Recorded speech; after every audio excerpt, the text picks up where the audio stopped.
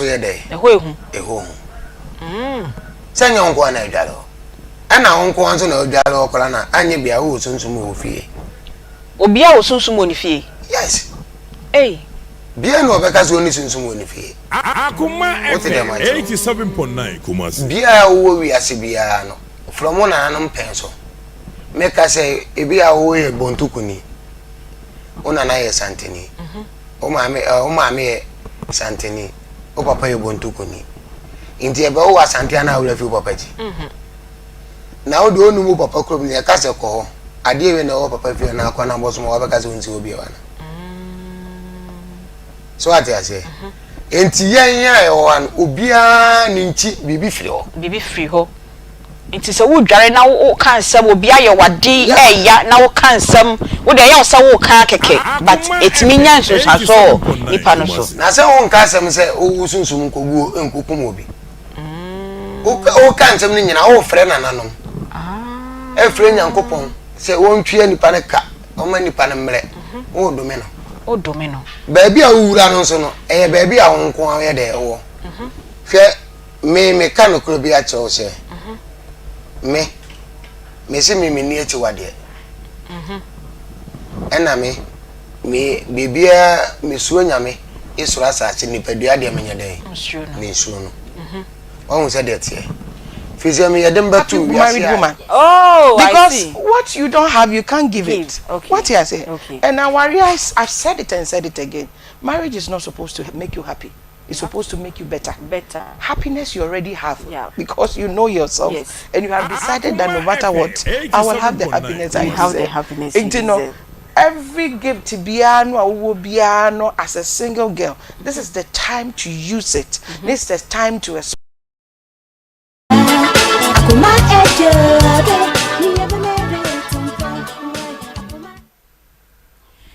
Adomni bi asuyen so ende juada yada sotiase moja edi yemu efusane techema eda abodwemu yegiri se bebi a woso wo bia wutie yen na wo hwe yen no wonso nyame adom ohunye unwiye se wo yare mpo a enidaso ewo ho enti se ne atibia no kase adom ni bi aso so esanse na nka obi wa hoden esen wo pa okọ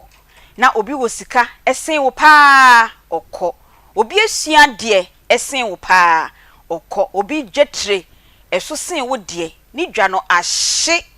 wo de no eda ho ewo ho enti se ne etie bia na wote ase de enidaso ewo ho ema ye nyina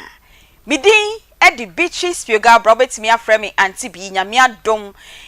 na watwi so yesan abehye enkomo fofrase ewo Akoma mu nsam so ewo Akoma 87.9 na mo hwe yen enso ewo Facebook, TikTok na YouTube enche bia one hoko na nso mo benya yen enso ewo Onua TV na ka che wo nua bi se enenso yaka edru ewia program ayesua de pa de wodi wafidie ni to ba bia no wara hadie ye kan waresam kakra ye kan asase ho sam kakra ye kan fiesiesie ho kakra ye kan honidie kakra na aya ni ye ja ebinom de no atumu na minim se na ye God's direction no se na ye divine speaking no se na ye anointing na hwegu ye so ukwada ya wada na ye production for this week specifically enedwo na production team nyina ye say na mo yen kasa mfa emebunu ho kakra na ye say ye kasa mu no de bia ya aware na mebuni ye ja wo mu o ene ne ye fa topic a ye say ye be kasa nti emebuni suban ya omoda na die eti daachi bi e wo ho e de ma wo mu e de ma oman Ghana na ye production nyina wie ye resource persons ye nyom kasa wie ye na afedie fiada enwumre nim ho na ye tete Adventist Senior High School ye small boy etu hye no ho nyame anko bi baba wokuno se we ye fake etuo ana ye proper tuo ntino me try ma try makwe wokokuo bi ba eno kodayo anampo miminna yoso aboaso wiamoase aboaso intonso yesi oba no allegedly num tramadol any red any de keka ho sin na no wara oso na wo ho no sosodo we frim ye kosie no ena ono ana de na wo ye ni group we si we ye group we eno so youth clashes yesi mienu na ewu but me de me fa de me editor boss even score ho de worker o se baako ena police fu a confirm say we frim enti mebuni enti ebeye yie ni era ebeye yie agise nyame bem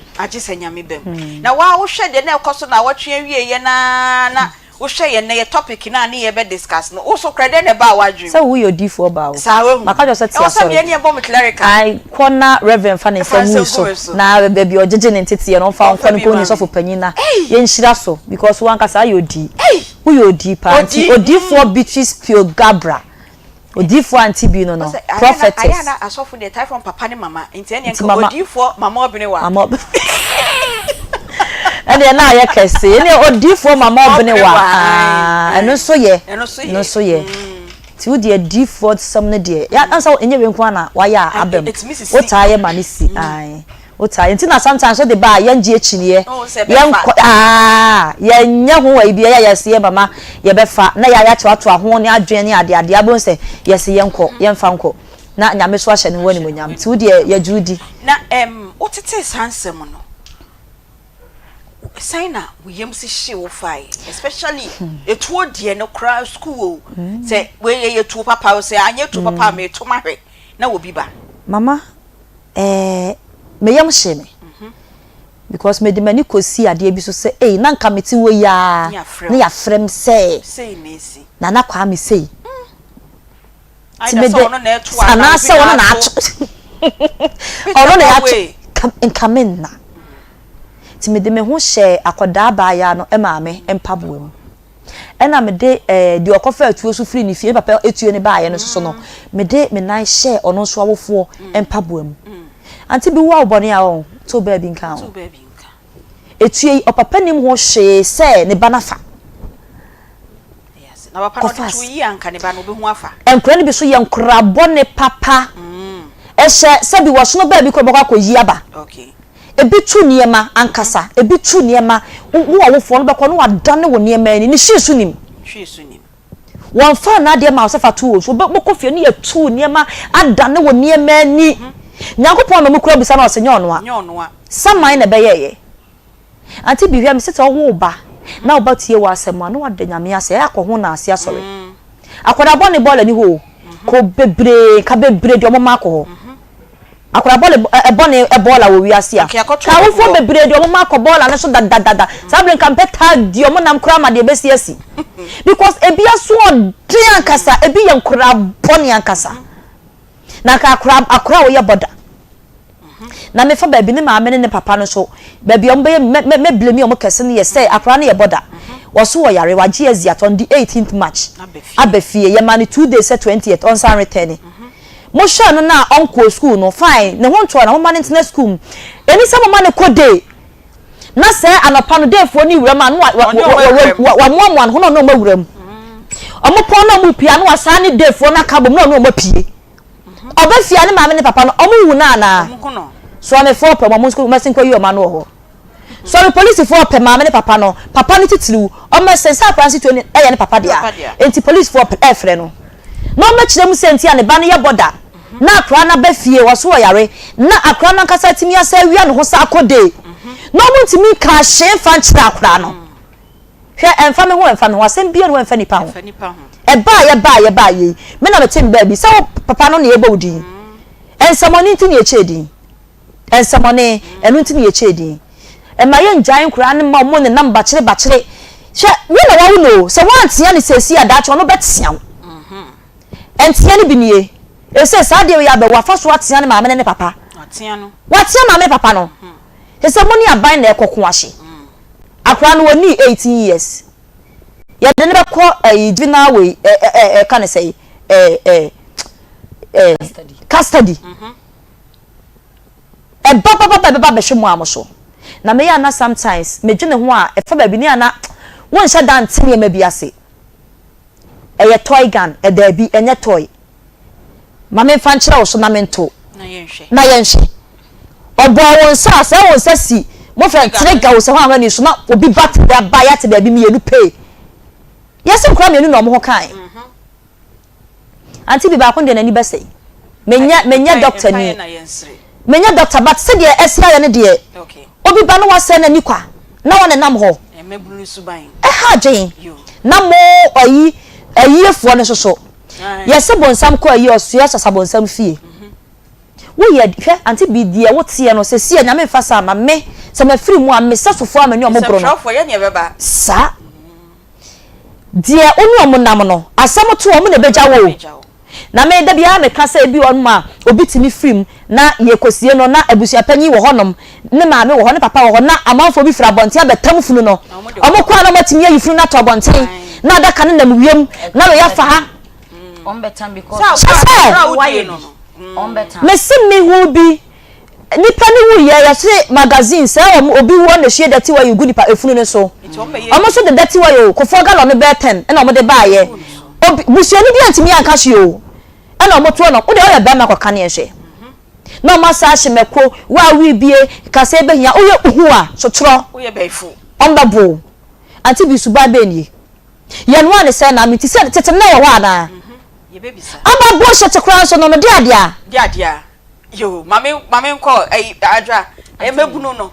da so bi wo ho Aunty Bea me da se meka se ane ni da so ho okay say adano ma ye good parenting oh de na raka say we odifo no mama we odifo yes ni na ma yes so for mama we for bobo mpa ya ma ye nti anya ma stress ampa ye no me papa chew nti mo kwa ya wudi sempa but to di nsamfo na rade nam che na me de toaso no ho ha yen say den ya Aunty Bea die oh Holy Mary konkono odi na wadi bia ma ye nti ana ye hye den shu also ma ye good parenting on say enababa be piem Aunty Bea ni da so ho okay say afani nyina ye adwen say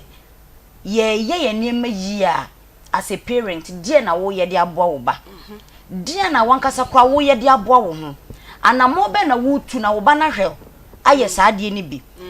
mpanyimfo ye leaders no mama die na omo ye de aboa youth no na ye ne yankasa mabunu no die na ye de aboa ye ho se ye manya misuro ene abrabo tene ba ya abrabo mu a mama me hye se na me nyina me ka se me kwa ye ni me hu se sansemfo a se be ready ya onya na yonkofo be ye ya ne se nipa ba ko se mienu eni kwa se obi wu na okra bi so fa hu ewu bi se mama me hye na me nyina na se me ye madwen se me sachira na me bo abrabo pa mama future no wo ho no what I say unless ye adwen se yensesa ye be ya na ye be ye ana ye maame ana ye papa bi be ye hwe ha eja ye se adwode ye nka na sem adwode da bio adwode ko boni chemso na ni bu afunti no ene na de adwo ya ne se wo ye se maame awufu se mo ye de ye pa se eja akoda wo fie ti mama ye se akoda ewia ye mfa nsu ohie ensi honom wonnim se wo baba ma wo fie na se wo eba bi wo fie eden ye o munnim ni suban kakra etu ne nsem fata se mo de be fie bisi metina bara se mi anti kura me na etina ye se pa so ba ko buki tuo na wo ba na odi tuo ne be di na chidi aba fie there was a time once bi no wo ba ye ko gina me je tuo no anti bi se da de no musi ye duru no ne no kra ye chi na nka sem beto no na me de tuo ne me de ano no epim honom since then one for tuo na me fie biem because me hye so okase awode apim oyi ka BBC I ran next time ko be na adwen say oto okofa hwa adikro enti se ye nyina ya adwen say Aunty Bea ye ne amama bunu no abrabo pa na se ya chwo mo kwan pa na Aunty Bea there is future there is future moti era na mate Peggy so enka se ya na mo ama join ni yen ewo Onua TV no ye mamu nyina akwa papa na ye introduction ni ye ka say ye production for enne dwada ya wada no ye plan enne dwada de ne ebeye no ye bisa ye ho say enti enne emebunu ye nkore ye muko school ye musu adwuman suban a omodan na die no is there hope for the future ya this ya pay a topic atu we na afi na watwe wie ye obetia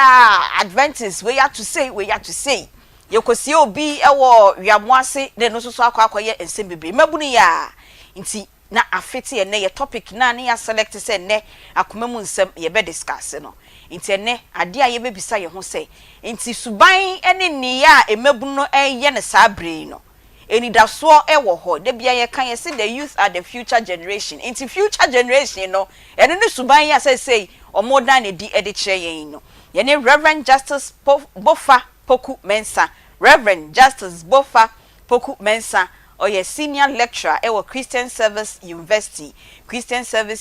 so wunya lecturer chair communication studies or chair public relations but now when impa na wona wo bisa the questions den papa enso erade de yebetwa ena menya na exam so awe eni e wa oba ya brefo ono so e ba be kan ye ho na ye nyina yesua se asori no ena eye mistake mox ena ye mistake emamefo papafo na eye mistake achechirefo ena eye mistake ana mebunu na na omo abai ena omo ama ene de ye hu ana nti so de afidie na to ho a medofo minua fra obi na ono so embetie bi na ne ye nyina ye ntu ye hofu na megide sen kakran ye besua de na eniama asesa ewo abrabo a ye bonimu na ansa na mema me guest na kwa aba no 3p garlic mixture eye dro won waso papa garlic ena omode yesa edre piwak natural ena ede abedwama so a oton ebusi we immune system no pa nti yare bia ntimi nhyashraw sa obia de ne immune system no ofom nti yare bia kwa na akra no enye kra 3p garlic mixture eye edro won waso pebito ewo pharmacy chemical ena herbal shops nyina 3p garlic mixture no ewotoa ebomu etoa no ho eye kokko ena garlic na edatoa no ho no eye kokko nti pebito na ebeboa opa Reverend Justice Bofa Poku Mensa oye sofo osan trade oba santimantem ha ni Ghana ha bebre ya ye what this part of Ghana no university ba kwa ye trade o pa ba no communication ni journalism ni ya kan dem come kasa me yard better ma wo Reverend and so Christian Service University ene atete ye ne a ye no bi ye kasa o se ye girl yi woni mu kasa ho ne ye kosua no wo papa your chairman the level 100 out to 400 papa. Good afternoon. Good afternoon. So if you have students were happy. And yes, I'm kitu akra. Your more kind news. To me ba many di. When did he? You feed you. Manu ha.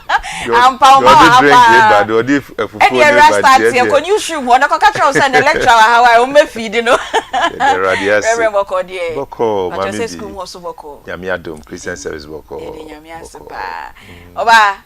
Akwaba. Edase Boko die Ewade da sukra yi ede nyame ase ho nso e ye kona ho no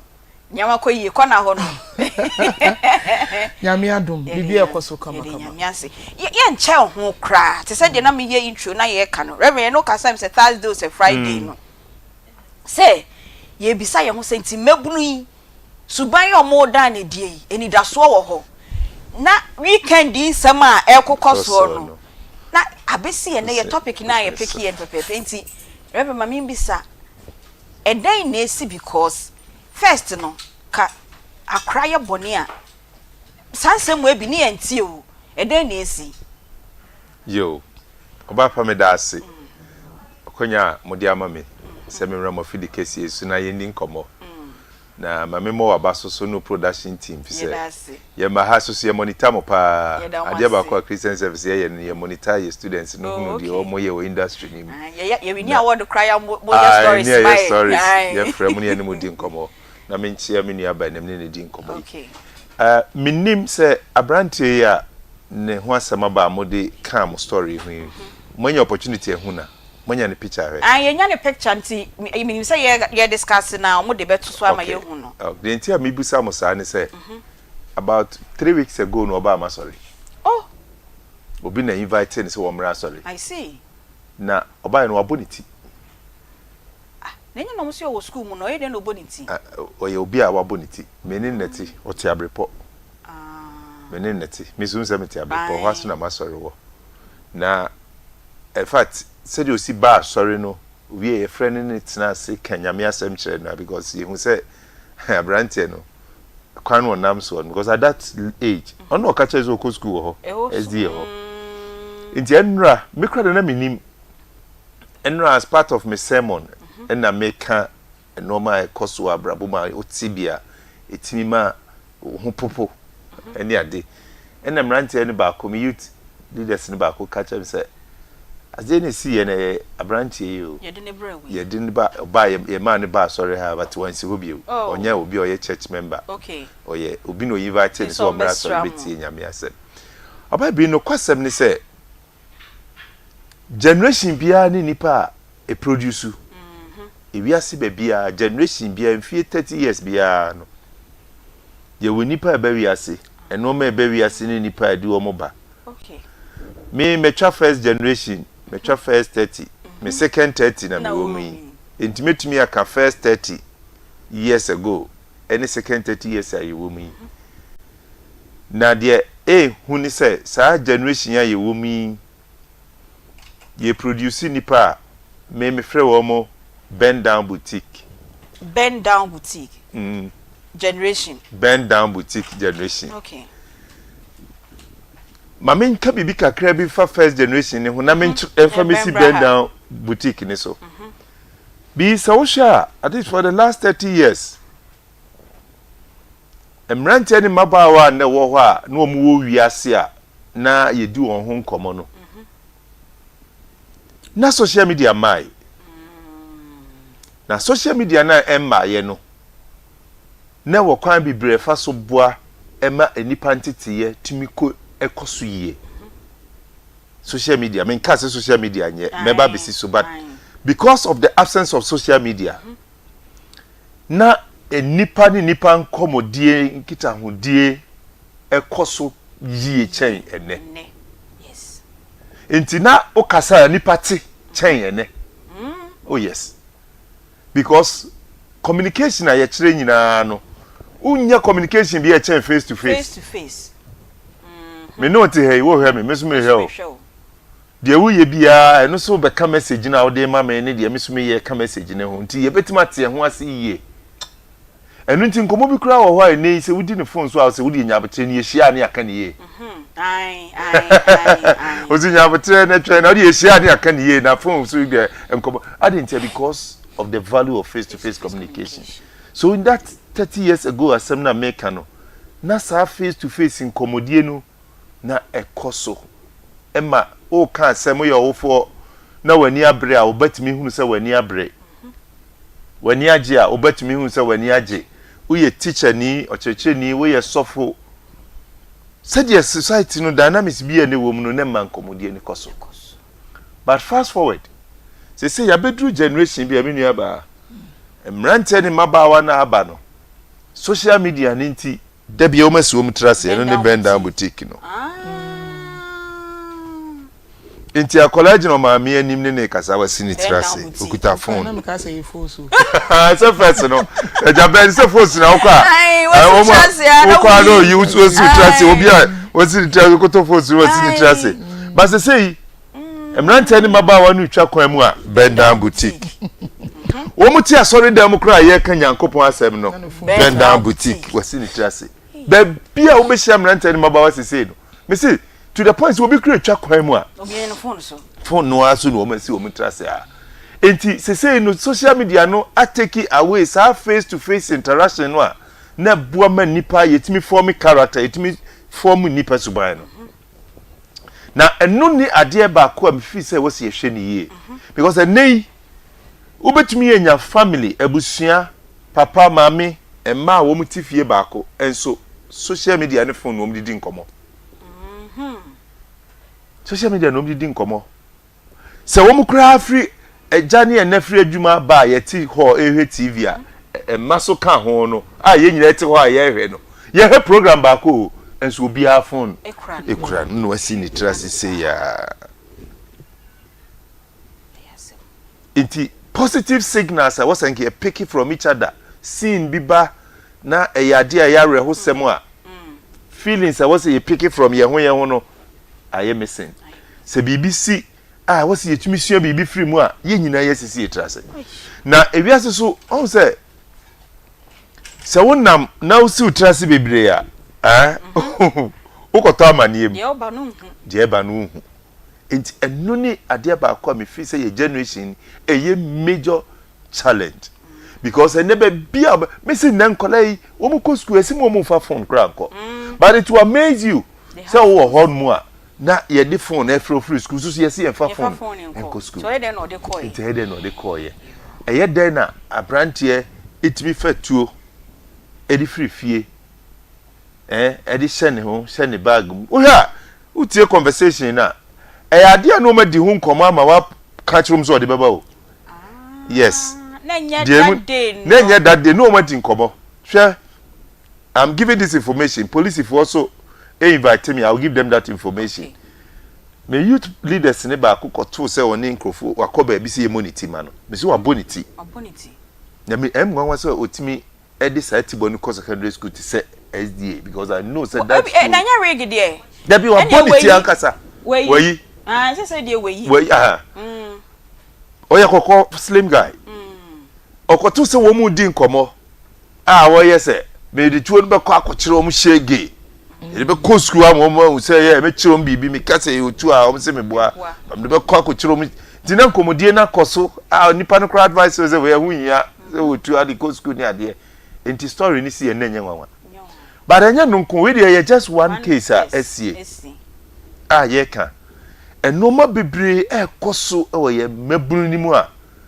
so it is you dealing with that bend down boutiqueism no the baby a ebe kwa akuduru no we crusher I see Reverend Justice Boffa Poku Mensa oyesofo esan eye lecturer e Christian Service University ono na ene oboaye e ma ye topic ye ne no e discuss se ene emebru no suban enidaso e wo ho mame nko menua oba ya ho na ye ntoa enkomo so oba mame ahyase no na entity ye me de me hyase de efrifie asane ye de aba bedru school mu ene ensori ne mocks ne ahodo no ba time no eja ene enano omo na entity enkra ni hie sabri na omo form character bia say de eya agensem yi Aunty Bea meda se na mada ahwefo ne atiefo nyina nso ase asema wabisa mi emu yedu betide bia ne wo tie beka se asem ni mu no esi ena bia yete ha na ye discuss em happy when you feel se si when you feel na na kwan no se kefa na nimu a ko be hu se sa contractor no na ni nyine wonim say Bible say nyansa ahyase eni nyamesuro e ko batan bia nyensen no wo ba emfa ho no tibia wo mu ida so betete wo ba no wo muslim mu ana betete akra no wo kristo mu wo de fa akra no ko nyame fie e kwan akra na befa so be sachra no e wo nyame nsem anya ye ne sachra ni po nyankopon e ne sachra ni pa nanso so Bible na asa aka se emre ne kwa wie ya awofo ma asodenfo beba eno ne ye wura mu enya nwanwa sa enya nwanwa ebiesi wo mankranso me ameba wo ho me ba boy wo efiti be na watwi na Aunty Bea me nso no bujamwa me gina tentene saa na me bompa yesera be se ofa me ba no nkwanche ko please obe wie school etimi me hu case we no me hu ni social media no me de compare na me am sakasa kire mu se ebi susin bi efa se satia nyina anyepe wonim se akola ya de a wo ye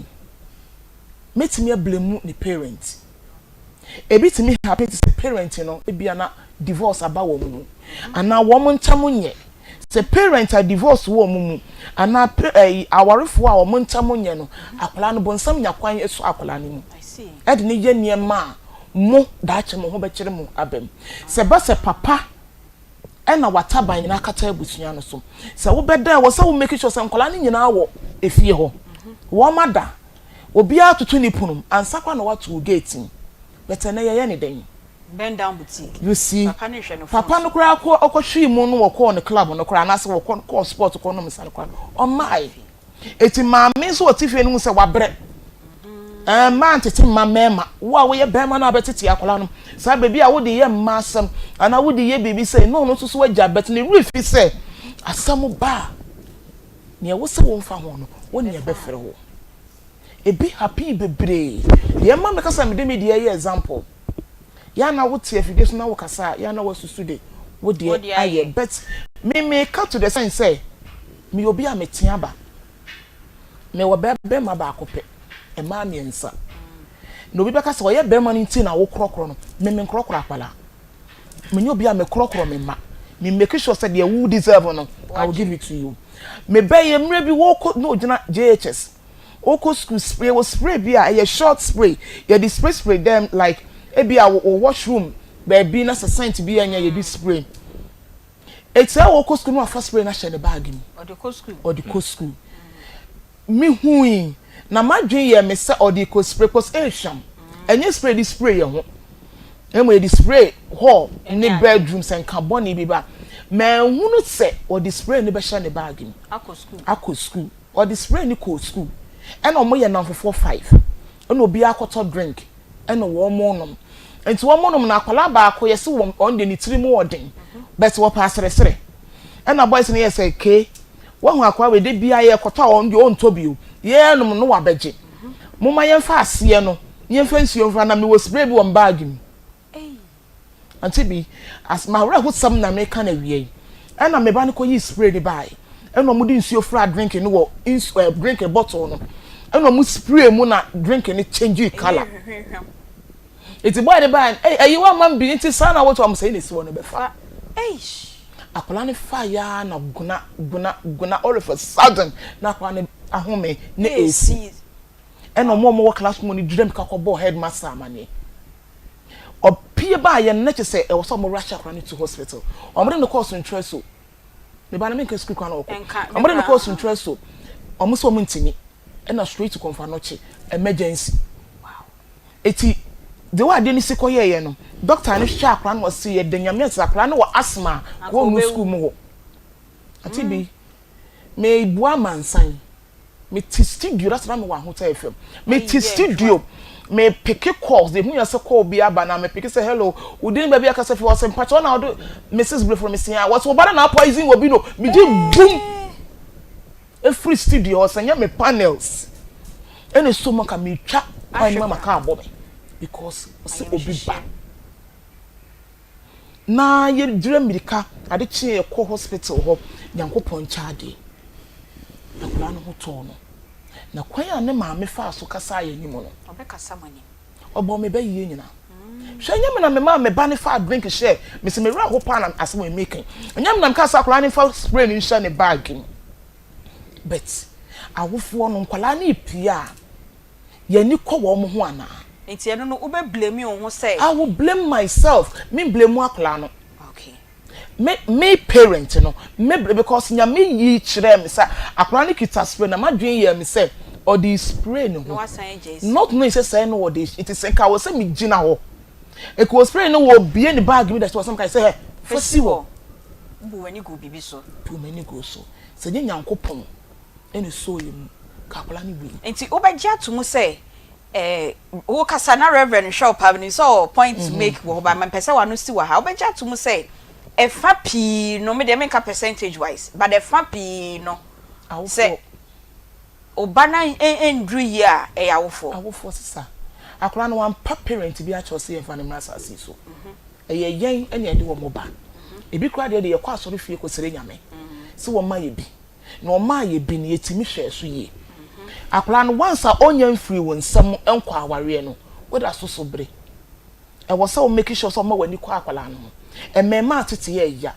Aunty Bea me de ba akopɛ o but what 10,000 bra men kwa house me kra me firi oba ye nkyɛn I see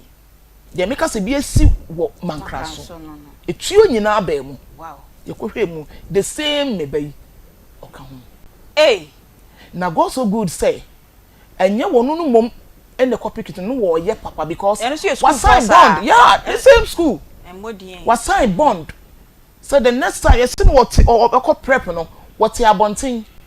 you see town boys ifo bi no ano mo besku mo be book wo mo na o mo prep share then na the same boy ya the town boys for ni bo the whole school obianam we di ni ma kire nguram we ya ye say eti ye kohwe mu no na ye media ya odie ya your friend papa man ko bi nam se wono no nko okoye no okopa to yesi e pema na ide papa pa to am akola na sign bond say onye bi sister se wo ba na se na so edin se nyankopon amamu a ebe wie say that be no parent ni bebo odin oba ya brefo na moteni ka reverend obaji atum se awofo no yembleme mo kese pa de ne yehu emebunu nsuban na ka odi be se hwan ye na your system no ye ta pese ye push blame ema obi but no kwasem ni se wom se ye man dodo no a wo mu duru time an ko mu hia yen se ye betene tene o ma ya no mu ni yensem youthful days ya ye ma me kan enen na school sem no aye bibia wo ho kakra so na wo hwe time an kola free fie no mo ba fie free so start school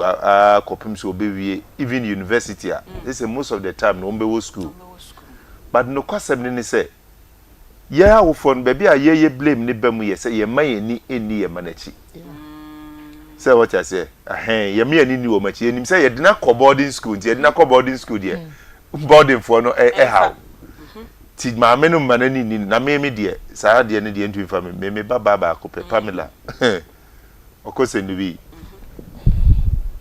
me bema o enso se de mani si di me ba na chi no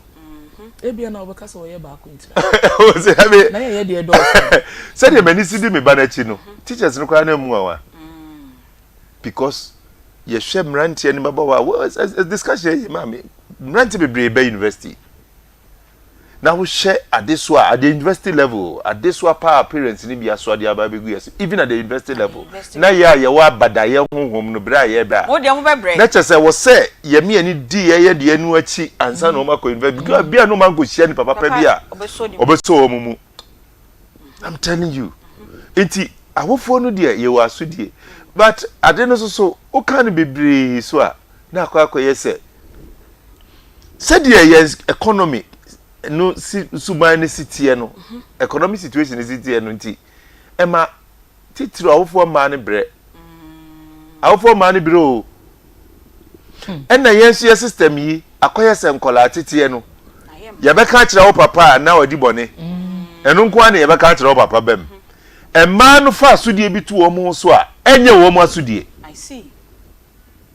inu man because opese wo ye ma ne mane hunu se me na ma hwe wo na dache edru Mother's Day why are separate edru Father's Day why the handkerchief say de ya de asesa so it's kind of and to man no into my man for responsibilities be to omo so a o se nkola no naturally omo pese omo be omo maame bi se nufu ya no mbe no mu a ti nufu no ja me se de wasi ahye no nkola no be omo maame ebra wo se owufo ni kunu kambum na wo mutete akola wo mutena ho amaji nsem wi a no ma ye wo de papa ba meka kire wo de papa ba meka kire wo de papa ba meka kire no ti papa fo no se papa fo no amfa wo ma ni wo mu amanachi a wo ye papa so ti ho I'm telling you no ma wo yiri nim fa wo ma no no mo ye wo you have no idea you have no idea because naturally no papa no ebe afia pe he mo papa eba mo nko sese na ma me aka kire nkola yi he mpapa eba muri omba oba betumo muri mpapa eba enti ema nkola na ntimi nka wo mpapa no anim enti mesremu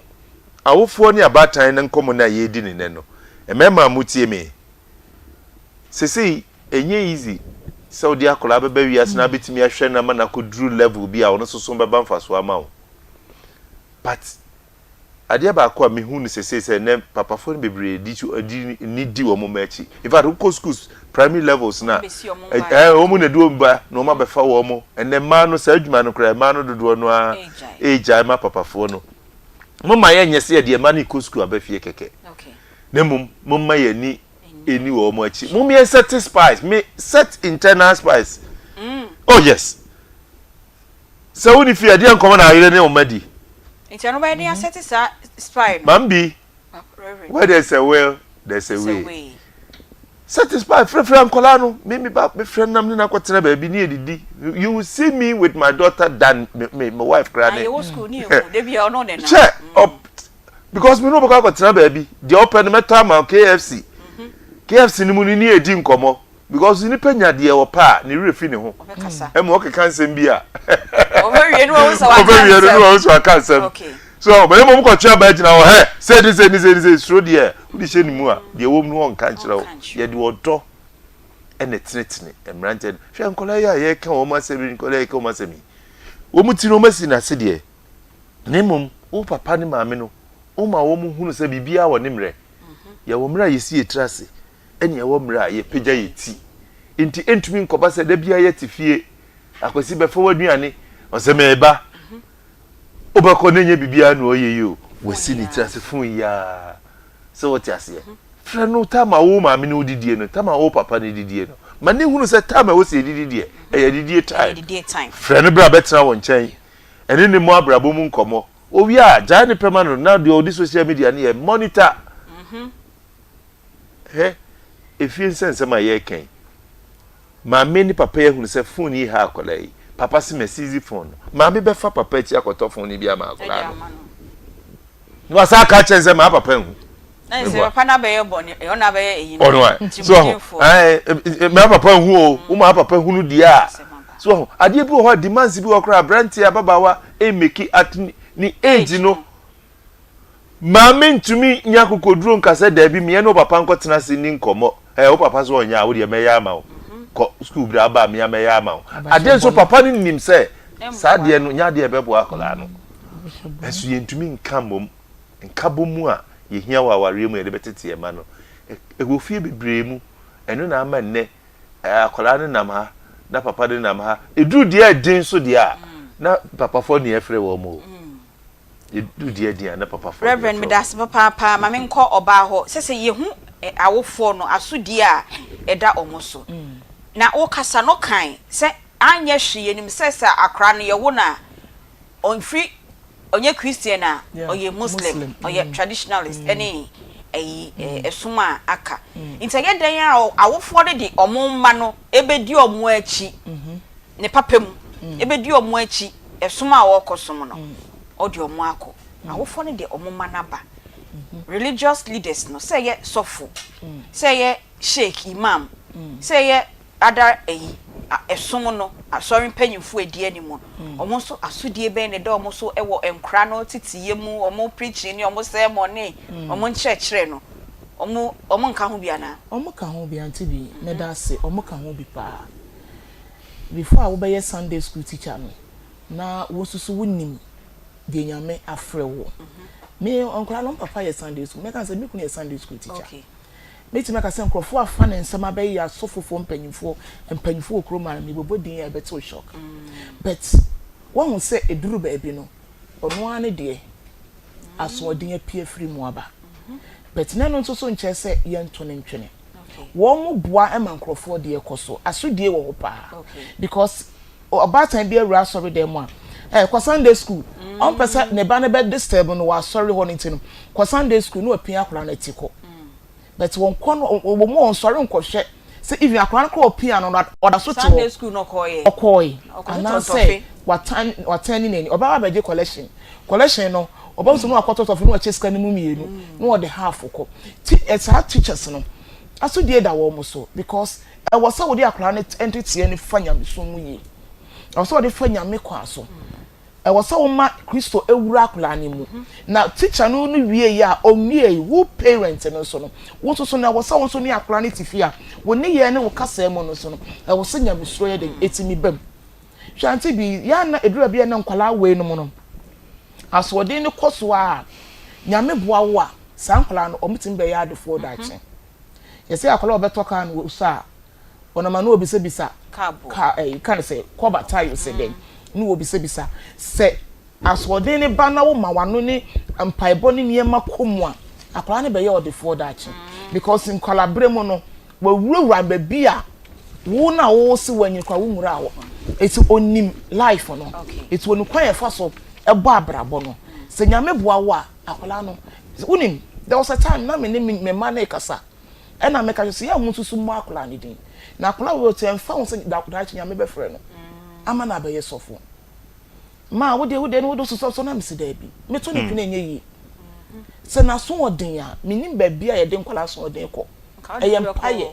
Until me say do some me bomb pie and do me man so one continue to be 30 minutes. It's one the problem. You see, on continue to be 30 minutes. Me come out for any video to mutrim. Because enyemre. Me am tia na enyemre. Me born on kwa pie 30 minutes na me nwie. Me boni din abo celebrate say. On sesano. One no one kasa onim say na so odin. It's a maybe I want to was ma. Ya na say ma so di meja ye o. What am I nyabo? Emre so meja ye o. Na so meja na wo tete o pese be dwuno ho na mi was ma wo de mengu.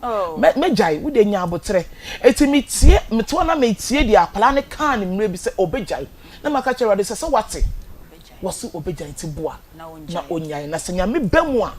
Sa nkwala no. Omo beye odefo ewo. Amen. Me da se oba enche bia mesan aba reverend ho no ye sofri ma bebisa ne say asofo no nso asodie ben na ewo omo so na say da omo so ewo enkratete mu na ye be call good morning herbal na ye ni omo edi enkomo kakra ye wi a ye ba ba beto ye enkomo no so na ansa na menua be ma DJ Ike ebegina konwa no ma men kai wo se Akoma boafo project no ye gusu a ye srem se mumboa ye na ye nua ma na ye pese ye train yomo no yetimi e train omo eyie kitwa bia ensa ye nya ema 30 eduasa ye pese ye kire omo ensa no adwuma nti se wutie ye Akoma na pese wo boa ye na yetimi kire enkra ye adwuma 0530 507849 0530 507849 edi ebeba no eye Akoma FM ti momboa ye na Akoma boafo project no yentimi enye de ye pese ye edibo mu DJ boko de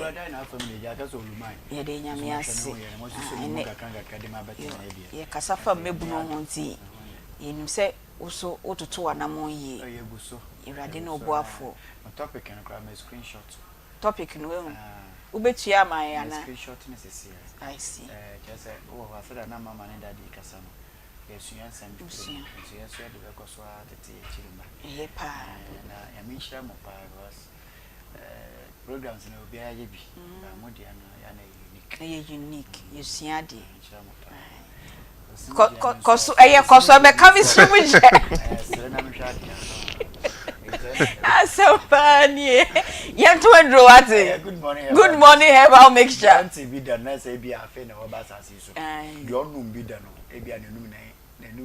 nenum na ya ne de. E na the offer na sonte da sabi e bia na so nesi. E na de TV ne so no. E good morning herbal mixture. Oba pa bi wonim say edro we fiti bread ba sase so. Amma yare be kan say na ya kan say mintumi na na jo ni ade no. In fact, so atikakra. Obi say edwa na pa mintumi ndidi eso ate. Empenifo na mo complaining ni sisi bi kotodwe me nkase mu etutumi ni eham ni ade ni na enei eso ate enti na me kasa. Oba pa bi hwe ade ba ko ya ne say waye adwuma na pamuni na de muni na Peter kan bi osma ye adwuma de muni na me nya hwe. Waye adwuma de muni na ade asane sasanka woda na adwene no refresh na o take place for front na ka ade che otumi de ni ye adwuma no afi enana ateko ntumi ndabie wo be pre wo mpa so saa ekoba ni sa e atete sampa nti ade achi a ahode hodi ko ye adwuma no nti yase na onam ha ya o endro ya na yati ni nkan na ye den yo afi e ka wotufu ma kra tukwa me pa cho edura betumi aboa ama edura na dwo obo ade nhihye mu no o se anopa no de ewia no yafa ye adwuma na enyimra no yafa nda na onso ye daye ade nti wontumi nde me pa cho pe edura fa ni say good morning heba me che ni bi fa ye wonsuo oba pa bi manipa no nom na anopa ewia na enyimra anopa ewia na enyimra na hwa ade da na me ma me ba ko o se me sisi na ye me ya na me de ko to mo eduro ni bi na me nom na me te sisi ni de kwa na e ko benko wie nanso ade ba ko ama observe ni say e ma mitumi da kama and I feel so me to me the dick come as of mommy penny pan so wow. And the young say grow a wound to me no and Macassa me no me who no she. And sometimes ya near betanana ye can ya really be why young children will do no but obim we no fra your cano na for ye gina so near the akasa. Obi to me no draw say na me so tabri me pa. Now papa bi obia and subre wo so pa no. Acho de bia wonam as a car e twa no ho. Wuti ke ba sa dan twa no ho wuti ufie so a edan no so twa no ho me ba cho e ni subre da kuru bi wutu hwe na wuti twa e bia nipa mel a make kukuru internet say ende ye dey dura na bo air for as low as 25 cedis abro so 30 cedis pe de bia me say apomedin e ya atere man ma bi esom bu bebre na eye na mfa so so so bebre echen ayarehwe bucket baako enti no prepare apomedin ya atere man ende ne wan koyere ankohwe ayarehwe bucket baako ende se wutie me anu medru e fe ne say good morning heba mecha ene de tv no so no ma bi edru we no obi tumi ka kire me say papa menum mu aduro no na ade akina mididi a menum metumi ndidi loss of appetite na de ma ye wogidie we aduro no for loss of appetite ne say ye aduro ne manyankomo na wo nipadua ni mu no na ma bi hwe say nkomo a wo nipadua ni say eye week a ya we kase ba ko pa otade bre nipa ni hwe ye loss of appetite ni mu to so nkomo ye mra hwe aduane ye o best ye de besi we no wo de nsa be wuwo nti de bia ba wura nkonfo fie ne ntokwa na oba ne ba ma ko na wopie ko didi na wakofa mpa de bi enye sa maami okoye na wabre beto oba ye no nso de num so so ato ntumi didi me pa cho no good morning heba me che ne bi maami dia ma mmere wa emaba wa nkokora emrente edi edu no dance ne se edu no sa wono ma de bia no ema ho ye hye wo ye active enti obi be ka se embra mi kwa adwuma enam abre mi ntumi nko ebi ni ho bra ni porta no good morning oni sa complaints ni bi maami obi si na wotwi na ma ye adwuma sa ma bre this week they mean to me kwa adwuma ba cho obi otanum good morning pa oni sansam ni bika maami eduro we na obi tumi frɛ nke say bra me no no ne me furu so obi se me wo ye wie ye no obi se na me no no nsa bi ni ade me frɛ nke ba me no mu eduro no me hu se so tia na et na adan etumi ye furu ka se so eduro ade si bo wo na waka na sa wo kan so na say adanse dia ye betena na ye di sa adanse na ahya foforo so nkune na obi so tie ye na nso wo the same problem na wakwa akopa bi ma bi eduru we na obi tumi frɛ so na me koko na ho me ho na koko no se eduru be bi na me kobutu agya nan so a se dia me ho me se tie no ya na ha me mani me hwa dia asa dia abo na egusu ni na ye koko ba me ko no mu eduru ne bottle mi ansa pe na ma no mo me num wie me hu se me to ase dia no ekɔ obi se me ni so dia no ina agyae ekɔ ba ne sa na ye betena ha na ya dia ya dance die kasa na wonso a wo hwa me no otumi akopa bi na wanom na abo kama ma bi eduru we na oba bi tumi frɛ o se mi kunu na metokoma no adan o se dan se mi kunu e complain se ojonso a o te se ne be memu ye ne ya dan se mi kunu butumi so na se ne ho sane na wasole mirinka na medi nachi ma kwache na dia asema se be memu ye ne ya pa che ko ba ne sa die na se so ye o se na ma kwato mu aduro bi dia Akoma no na firi bra me firi tuto mu aduro di ma mi kunu no dan se obutumi so obutu wie on so nko be bi abiem kire wo se wo pains bi wo be memu bra wo dwonso a me pa che ope good morning ne bi no wo pain bi bra wo hu sane wo mpaso bra wo no yire hia mpacho fe good morning heba me hye bi no eduro wei na sa obi tie mi na okọ counsel wo so fo nchia o se me call so fo me ko ka me yare no amompa yi o se me ko to good morning no eno an okoto no me yanso na ne ho ato no man bi eduro wei no obi tumi call medical doctor nchen o se me call na doctor wo me pani o se o tie mi yare na me ko to good morning no enti mo eduro ne die nko an na mu die guma eye adwuma sa ma dance e basa ni na ne se ye obo ade nhyehyɛ mu na ha ba ni nu bra ni nko hini ni nwie hini no eno an ya keka bɔ mu ani ade aye eduro ne de aba abonten enti ma bi nsima me bubo so ina oba ma bi so hwa me tie mi ne came driver ni bi tie mi otena ase beye anopa no no nan ma bi so obesi fom agesa anadwo beye no ndu a me kan driver ni mi se boho biem anadwo no ndu no betena oba sorry papa na se wo tie mi na wo obi a wo tatena ase cha eya bisa se nkotodwe na wakọ mo no usisi na wo de atena ase no se esese moje bitumi wurom di ofurusani a ontumi te ebe lock lock pe amama na be take place baby amama nso take place woni peduan mu bia nso e de yaw e na ode ba enti sa wo ye be ma na bia wo ne oba hia ne sesi na we ma ya bisa usisi se amama be na agina wo moje bi ntumi influence ne eno ne yesi ye kanfo edru afa ni se good morning eba ma hia ne bi ye de ama ma me mawukunu numbi ne botumi ayo wo adwuma kama afi wo so yo oba wo tie mi hwe me wasema wo ta ka kire ukunu se woni atenka enti be ma na prawo sa wasema bre be ma na prawo sa dance kwa de wo ko ye romance sister ye de na wo mienu ko ye romance sister ne srawo se yare ni nti na ko ye romance sister dia ende eni die mu ko pe good morning eba ma hia ne bi to ne be ma watenka kama e bo tumi aye adwuma won pasa de sese oba bi so o ma bi ni problem ina ye nsabuo mu sabo susu no bebu ni se wiasa fa ni ina batenka ni fiefo ho om no mo ya aba adwuma no omode no koji pay ne pa cho se wutie mi a and the doctor be answer when he done you do. But a dray is so powerful. Even herbal doctors no crampono. I hear 2 months. Or what herbal doctor you are kind of cram. Or to me can't food money herbal measure mouth. And say no a drew now, man I brought 1 month as I say, I dance a day. Eba, I didn't say make 1 month because Oba the bunny say 1 month, 1 month, 1 month. And to Busumi Bia no the bunny say no what ya wono. Say on no me do na but some back baby na say so bunny say no. I feel or ya wono on TB. Obi so ase me dey na be 2 days, 3 days. Mami mo woni nji da. Na no mami ba ko ni obi di because me dey me top ad e che o. Ade os me bu me say 2 days na etwa. Enti pad me to me keep one say mami mo ye mo show.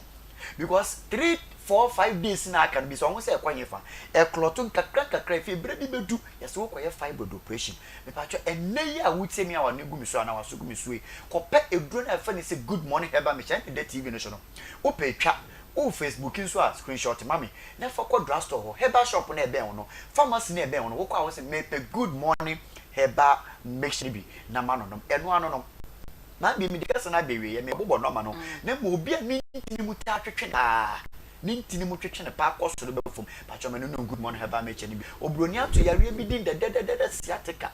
Na sciatica no so ya yare kase ba ko a se ede wutu fom a sister wan hwe be kase wo fe be before yo. Wo to asenka se na etwe ede wutu fom ankasa. No good morning heba me sha. Ni pedua ne ekro na bia wo nkasa ni nkasa ehia. Sa woti wo da sorete ya obi a wo ho a ma edura ye fa ne se good morning heba me sha no. Enye we duro. Afeji numbers no na me kire baby obenya bia to. Wo ba ni ko school so say ma me ko school na me bu mi say just say de me ko to hospital me pa pedro e fa ne good morning heba me sha. Fama no number is 0246 59 41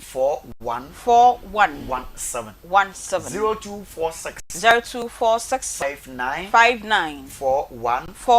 and 0553 21 35 87 0553 21 35 87 enti baby a wo hwe me bia no obi wa na opedudu atu enti man bi me ka kire onua TV ahwefo ene Akoma FM ahwefo se wo opedudu na etu a me pa cho de ebe bo woni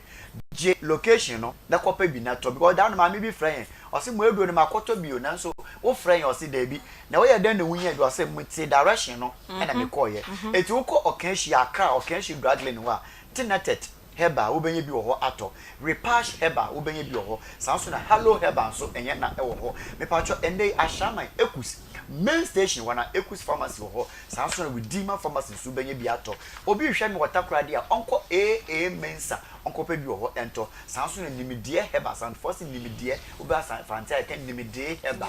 yes ekwa nimidie heba wa ebenye bi kuma se de yato apeti bebi a ende ya na doctor ba ko no so me mo eduro no me kwa akra heba shop bia me wurum bia me hu good morning wo na adan say no enti drugstore bia heba shop bia pharmacy bia ra wurum a obenye bi wo kuma se de obeba fredness obenye bi wo sanso na Qualinac Misty heba e wo mbom obenye bi wo Qualinac wo Ashtown sanso na PFA e wo Tafo Kwantimpon New Road obenye bi wo me pa cho yere pa bro san no Promise heba obenye bi wo mu ato ko follow the for nko Gapson Pharmacy and Benno Pharmacy afi sunyane Mosey Pharmacy wudru ha obenye bi ato patch number is 0246 59 41 0553 21 35 87 0553 21 35 87 good morning heba meches one numbi abubobi ne bobo ebe boa yo yeda se papa enne ye topic for discussion ye bisa ye ho say emebuni eni suban a omodan ne die enne schools ni bi ohodom a hormone ni ana okopanish ni gene akra no afase kan na no de e punish ne no abetwem enkran last year o say LDC e no abetwem eko na fedie etuo so na nenam schools mui ye bisawo ya woforo na entity nkra ni yie ya kan wofo de na wie oba ya aka asori penyufo sheikhs any imam aka omo so de na reverend wa ha de ma mbisa papa mo na monye adwuma ni yie ana yo man bi no credit sem ne se nkoma ayedi enipa entity ye ana character formation say nipa ye boa wa ma osuban afata na se enye nipa ba ko adwuma enye ekuo ba ko so adwuma okay enti wo mo kire sociology ne be catch us say you agents of socialization awofo wom ne dikan wom ne fa ne kese pa okay ebusua wom because obi ohokra no asem sifia ebusua ofa bi na betima be kama obejai okay maame kan wontie papa kan ofa eba obejai ye num biye ofafo na aboa yen am ya bedru ba bia yedrie ko ba bia ye wo ye to ye ni no ma ne ne namu ni de ise bia nka studio han kam de nkrante na eba no fanu hecha until a family wom okay and our community a wom bro no a wote so wo mu de wom eno na eno sese ya kofom kakra nka first no se de bia ye ka no na obi timi tia obi ba eno na community no community na wo mfia wo team bro no a wo so obi timi chi wo twa wo topa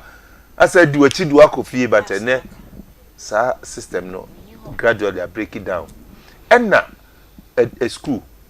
ewom se uko school ana se usua adwuma o master ye do ko show master nsa so onkyere wa adwuma enye adwuma no nko a ene o kyere wo nyansa so ka ho show ne masie otwitwine dwa ye na master timi ma bu kotodwe bu ha timi ma ye no ma bi de twe waso ni nyina boa ena afi asori no so ana se religious institution say ceremony ene so ewo bi eye na no kwasem ne se enen sori ni bebre wo hono mu asa no ma no nipa brabo character formation in shede hia wo mo sa sorry no oh yes e bebre wo ha but of course ye won sorry ni bi wo ha ye timi gine na si form kase we di emfata enti na sorry bi wo ha amutimi tu san en sorry bi wo so a moma ni nyina mo mu nyini trabre ni duru ha moma ni nyina mo mu nyini fo ne de enti bonsa akola no oba sorry so oyoba ne skirt no hwe baabi a ne topa besi baabi a ne skirt ne da enso eno no nhyɛ da hia yɛn abrante ne watwitwa obosi wahye crazy jeans yi watwitwam ene kola ne bibra wo mokɔ asɔre a ne shirt ne sɛ kama sisi mu kama e wabi ebie ne singlet no na eshow no the head die ya boniti na ne nante enso wo de ti asɔre obi kura wo lead praises wo lead worship ogina pulpit ne so nti nyes worship to yɛn hu no ogina pulpit ne so yɛ hu no but yes answer ni bi o wa eno de mama ni nyina mom nyina temu wo nyame same kind of churches no mo ho enti in a way churches no so e wo dwumadi kese di but in my opinion ene church na ye too liberal ya ye too liberal wo sa no ma we a ekokoso yi ho so ni bi wo ho no a si e betumi aka boni animpa no edin asori pani ba ne papa na yes financier o ne maame na support women fellowship no eni ade nti won susu anka asoma si bade e wo kokana sem no won susu anka eno no kra no se wo nya kokoduro koka yetimi frɛ wo mom na wo ka bɔne ani no etwu wo anim na ye disincentive amount the church must wake up if you say no man be brew ho no ma ye di nyankopɔn hwamo ye di nyame hwamo asofo no enipa ni tie ye pa o pese osofo ba ko ne nipa 500 wom do mo a destiny abesha wo sa hey overflow fu ekura de ye nka overflow for crowd ye nka so God has positioned us in a way you betimi influencing for destiny pa hwenkyerɛkyerɛ a odi gina property so kan say de nkofo sifa enti asofo no nyame de ye gina ba bi a wo se yetumi kasete no ma ekoso enye titiro emabunu no abrabom na yetimi shape youth no me youth pastor I interact with a lot with the youth and enti na mama de kyerɛ mama ni ji wo ma de kyerɛ because minya kwan ma youth bebre ba ma me ni won edi nkomo ba bia ye be hia wo mu bia no e wo se ye di nyame asem e ma wo mo I'm telling you say de bia me ka kyerɛ me youth no week ya omu ye program Living Waters youth me ka kyerɛ mo say ye te se mo no na nka ye twen ye ba asɔre a anka mi se mi na mo anka mi na wiem na nipa aka nyina na mfom se kama be nyame pa wo so ho but ye mu bi ye nya ne sa it is opportunity aba na youth no mo de mo ho manyame a mo fa mo ho manyame ye na mo nyai sa so t-shirt check kind of nyame som na ekoso a yentumi enka no kre no asofo no sorry imam for sorry na de aduro no de edin yo de aduro no de edin papa oba ma membra ho na me bebia areas na ne ebebo so ama church wa ha say ye be the reverend ewura ho community no enso asudie da community no so because me camera bi che o se first no omu susa no say Sunday wan ko Sunday school na say asori a adechi Monday now ba teacher ni be punish papa enti wo akra no wo be ko mission schools no enen why ba na wo kwa akwatia no de o ma me de be yewo o papa de be yewo wo na tia wo ba nyame ba na ebe tia enti no bia sunson ne ho enti ni yehu de yehu ni papa enche bia be ko power specialist eba hospital ni anu medim komo but this community no ene sa yemma kwan ma obi ntia ye ba e ka ho bi pa if me say compound house eye kumasifie mu eye baabia mu a obia asemba efa efie ho nyina yemfa ne say akwa remember na makwa sorry na meba panyin owari wodi efiofo ni bi call Pentecost na we lane na mebe po sorry by na meba ne mai I am a sebia wo di agro de manu mi fufu wi mi begu so kwesi ada obi e bedidi mi chehwe mba bia mi na masosum na mi su afi obi ahwe na duane ne nsesim so ntimi ntwa mane ye hwe ye ba that time no na obi a concern me pemeba mi su eti de wono ahwe ne fufu no so oyi ne nsa ye nyina kwa hwa akwala no no say wadi obi achi abu so for life no okoye na obi di ne call sasa na so flat police station bi wo okoye na otimi bo ne papa din na omde ne tina kam na nika sam so mo ba no was driver fa ha o fa papa wo gina ha oko wi a ne papa fie mi gina wan de ne bre me sa na obi edi na duane enne sa concern ni obi because I made me feel say me tete me ba na wo ba betia kwa na wan tia ne yi a me so me put two question na enne no spirituality na aba obi anu asem timi ma obi ye say and kakane ne nkaka pala nyina ka bronya ko munya didi bom efidwe o munyina didi bom ye ko bronya yi a obi aduan bi etimi de beta na wo ana obi e kasa kire ne ba obi e chane se enkodi we aduan etimi enkodi we aduan no a transfer to woni kwan so be kan me ba asem because ebia no so de obesi aka asem no e wo sa wo ba time obem there was a time obi timi fie ka bibi asa akwala bi wo say hey wo de wakwala bone sam no nam se nkasa ankyere nipa kro ne ba no me da me am correct no nam se nkasa na kwala bone sam sen na beka onya bone enyame na de ne baaye ebi agya de wo ye no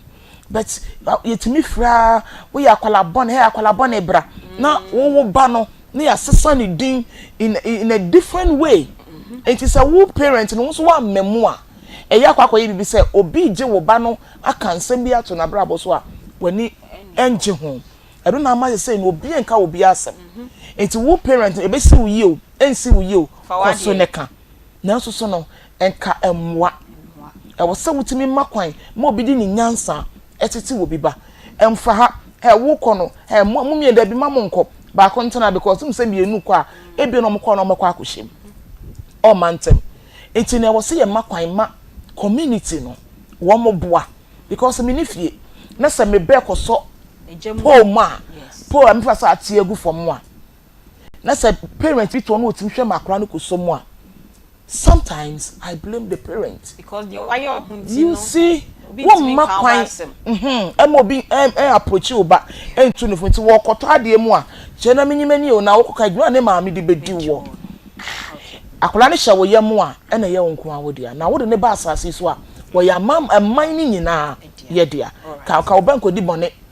ma ye machi mutuma ka ho so ho ye den enkyerem ye das papa ene ye kasa edi afa ene emebunu no suban ene ni ya omoda ne di ne bisa se eni daso wo ho nti ya hya ase ehu bebi a obi agine de kakran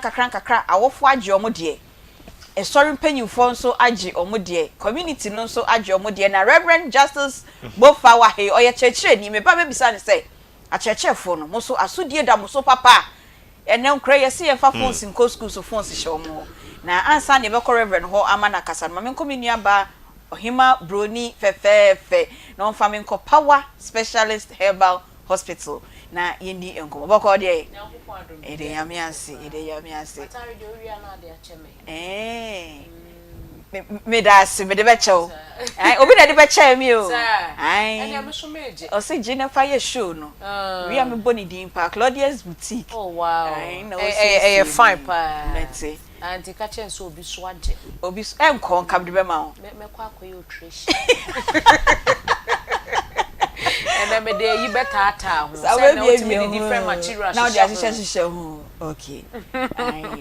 but that's a oh nyame adom ne ho ye ogina ne na so edwuma ne do so tie akodi baby yete ne nka wonu TV anopa no oh okay me that say we share for power specialist herbal hospital Dr. Akosua Due ya na woto nsa afre wo no say yare a ha wo yade bi a etete wo ama wanante ache ye kra de ya na yeta pe wo mo a omo so makoma kwa ha mewura ha mafa ha chese makwa ya asabia bebre metieska bebre nanso mi hu ano no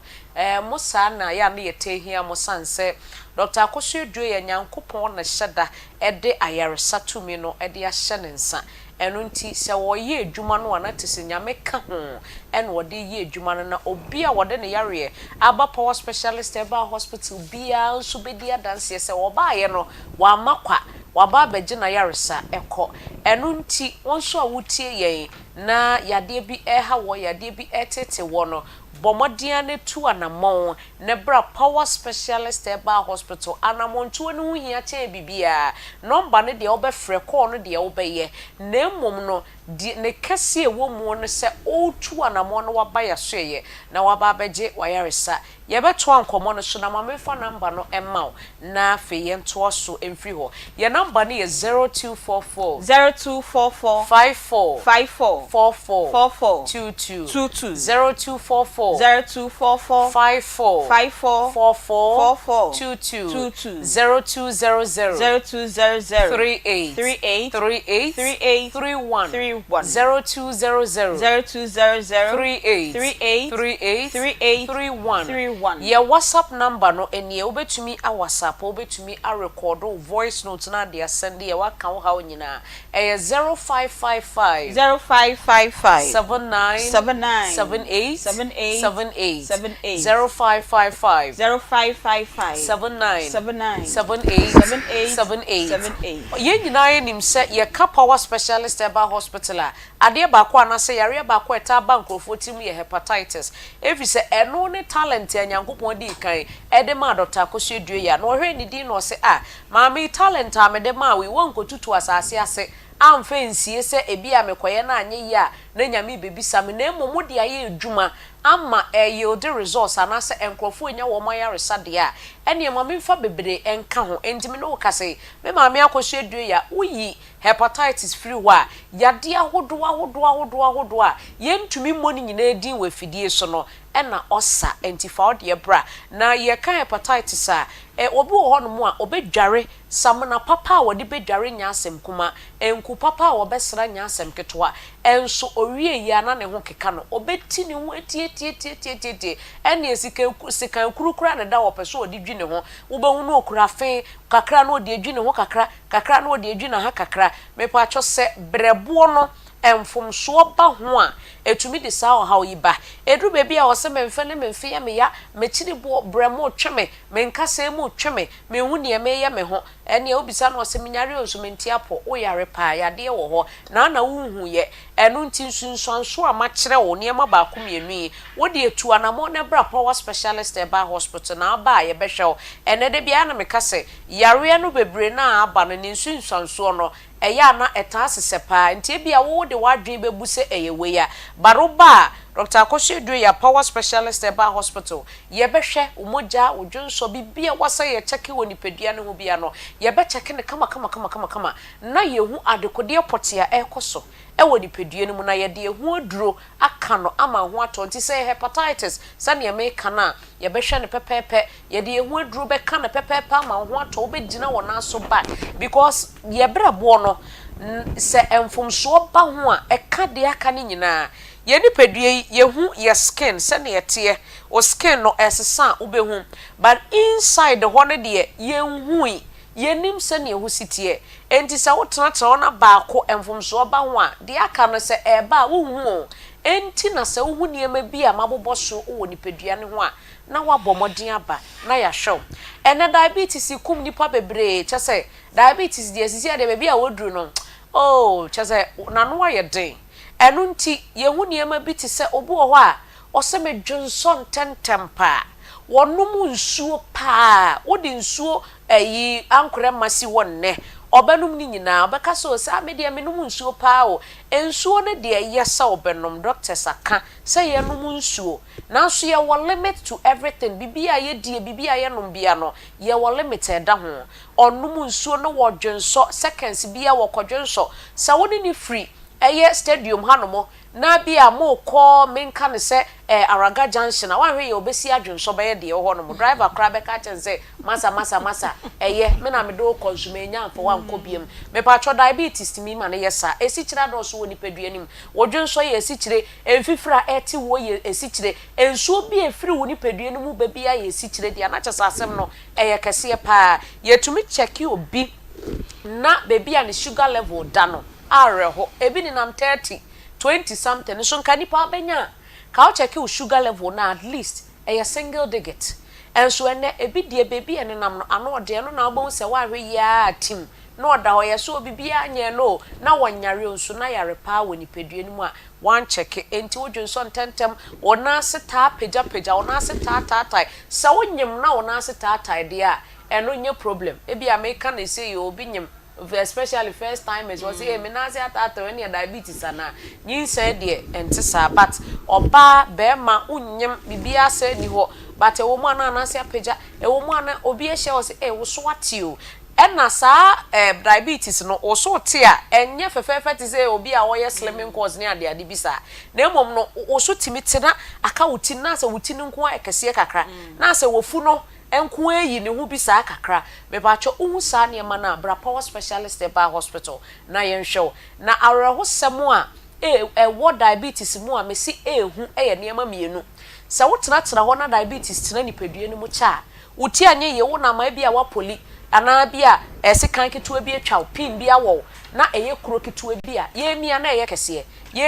kese bedru baby doctor beka se baby ekuro na foforo akwa akoduru no ma ye ntwantwene na eno no ekofa asem e de abrew na afei obi a ye wo na wona ntwaye diabetes nti na wona ye twa abra power specialist eba hospital wo a betumi ahwew ama diabetes no efiri onipadue no mu akọ ena de etosumienu emema no mu tie me se wo ma diabetes tena nipadue no mu cha wo be ma koratimi tofom na nyankopon boye no saade o de kan ho enti na be ma bi o hono ma ne be ma wu a na wo kosen ne ho no ohu ni se ni wiase nyina ba wieye on na wodan owo kasa ahodo owo de on na so owo sika wiase mu sika nyina owo bi se ne be ma tofom a onye nipa biem enti dodo na kum wo mo ho entena ho ma diabetes ma obe ma entofom bra power specialist eba hospital near show your number is 0244 54 22 0244 54 22 0200 38 number si ufra Dr. Bejo so ene 40 liver obi liver sradia ye mum mase donchom enti ama ne fu apagya ena ama ne nase atata dodo na de ne nam asori fie ye nka aseme nkọ asori na nso nyankopon ni nimdie ni nyansem no ye nipa oboye bati asefo asase so no obo oma nipa nimdie ebinom nya doctor fo nurse fo ne ade enti nya bibia na ye de bekọ asori dem ade bi wo ho a wo de kọ hospital na doctor ahwe wo de betena asori fie be ye mfie bebre nso enfa enko ba bia ahwe ya beka sesofo ne nye powerful but na ye doctor said ye se ohwe enti wonase apagya ofu apagya wonim so obi na aba odua wode nam nsuo wo dane dua nso enkoda enso na eye fatty liver no ahoho no srade aye mumma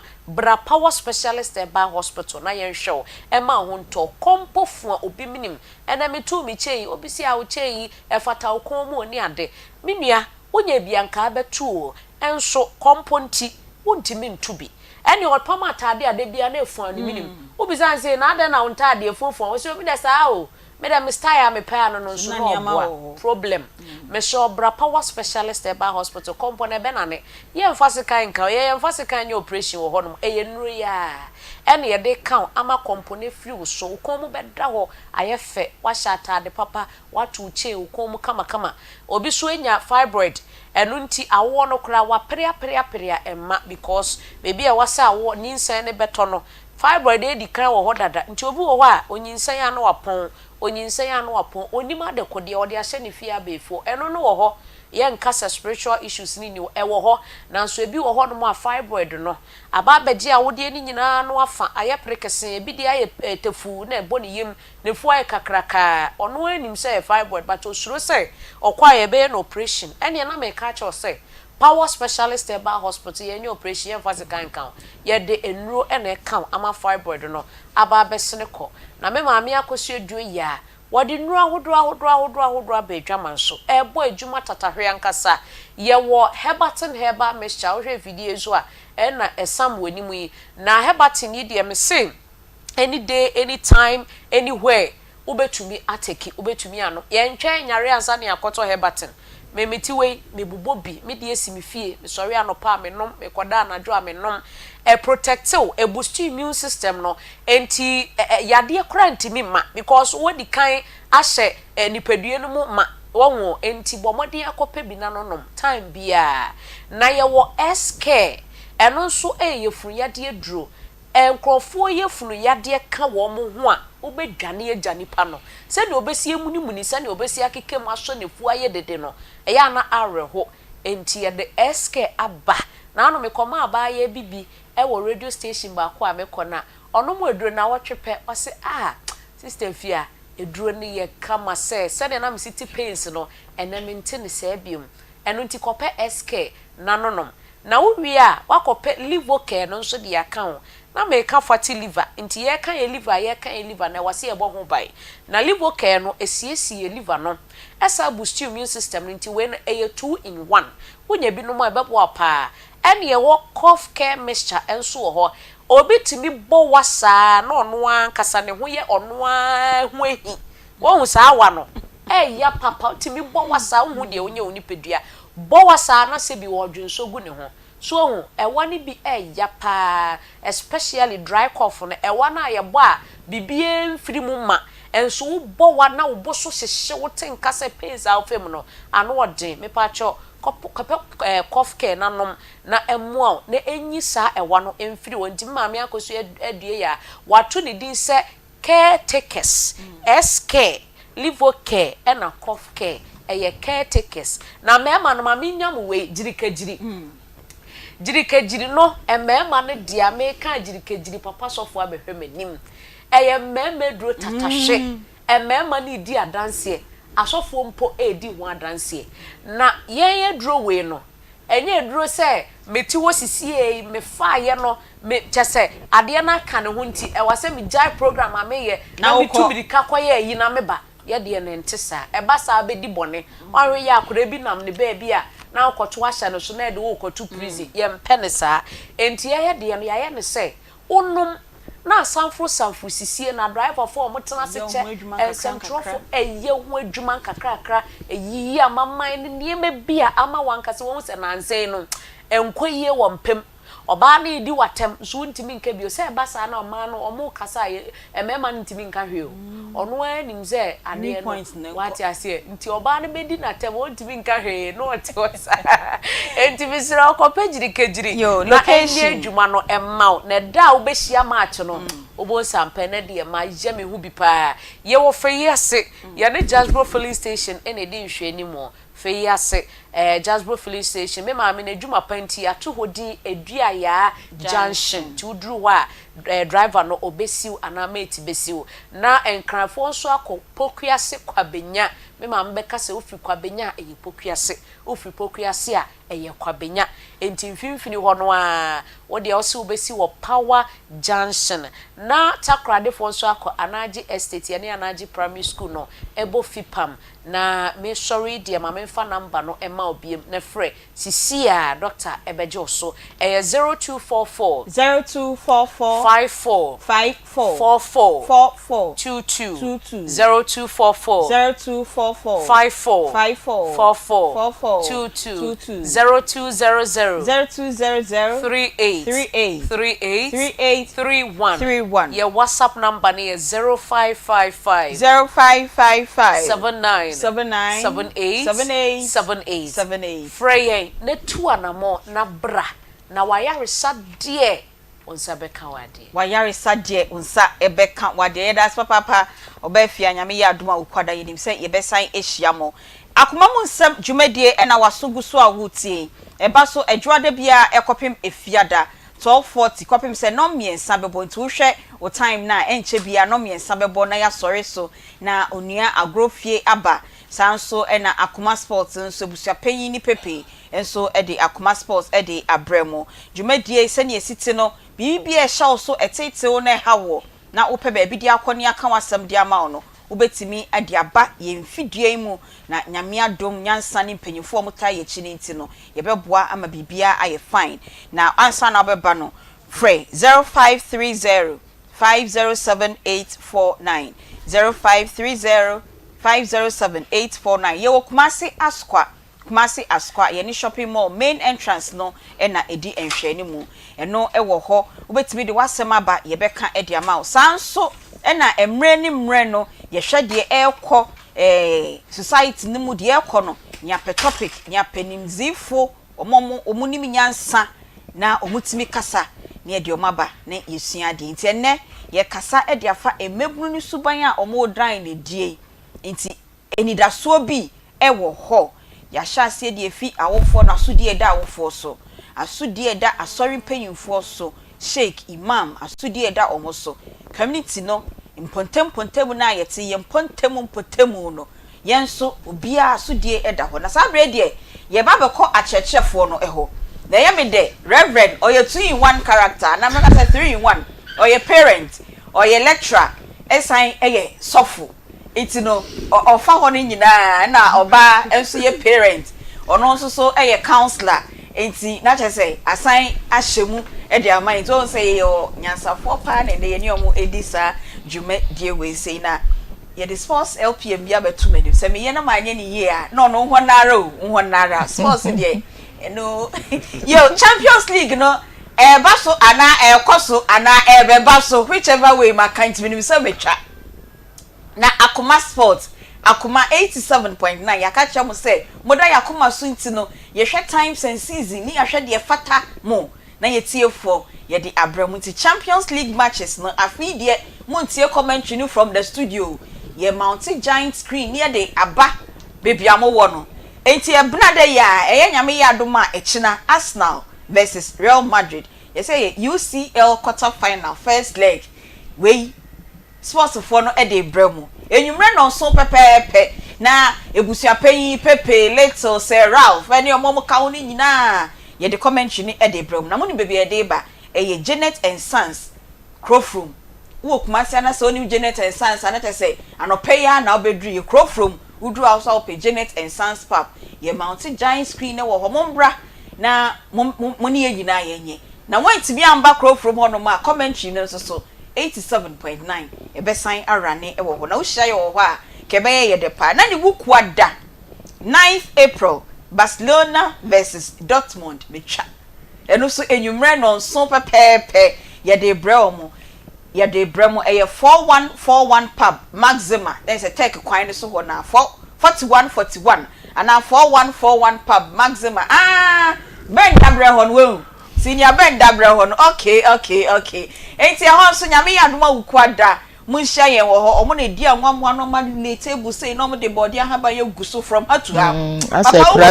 enya sem kito sa 41 na 4141 omuji omeni to krom anom enti ene mema ne ye no mo ene be ye Barcelona versus Dortmund match ne ye de Ebremu na ne na watch so 16th of April eno so Real Madrid versus Arsenal Vaillon Pub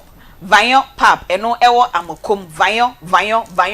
Pub eno so ewo Amokom omo boayen emye de sa Champions League commentary ya de Ebremu ewo venues ahodoi Jovi Travel for Jobs and Estate Agency or Atonsu Monaco Old MTN office wa or miamia bebre na de frequency number or takrade o on crime or bunoa o de offer number we ya o ka bebia o na o meche o mo branch 0243 149099 0243 149099 na ochia herbal powder o si ojane hyewa wara obeba kopabi na efetwitwi fastrastra na ohunam yawo no enko 0551 228281 na King Kong Vidicide ye de do enko pese kan bia fa nkodwitwitwahwe ya ko King Kong bi elfu papa 8 Ghana cedis omo ye omo LPM still crabs we de elfu pebi na nwura na ewo wefuom ho no fagugu so ebehye opedodo etu na so akoton wa no afre 0246 519012 papa mama bra ohwe achechefo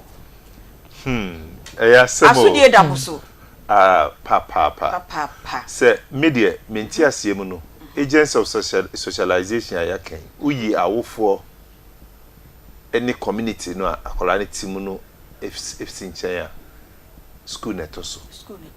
if is akola spending most of the time it was school said you maka no nipa bia se be free primary crèche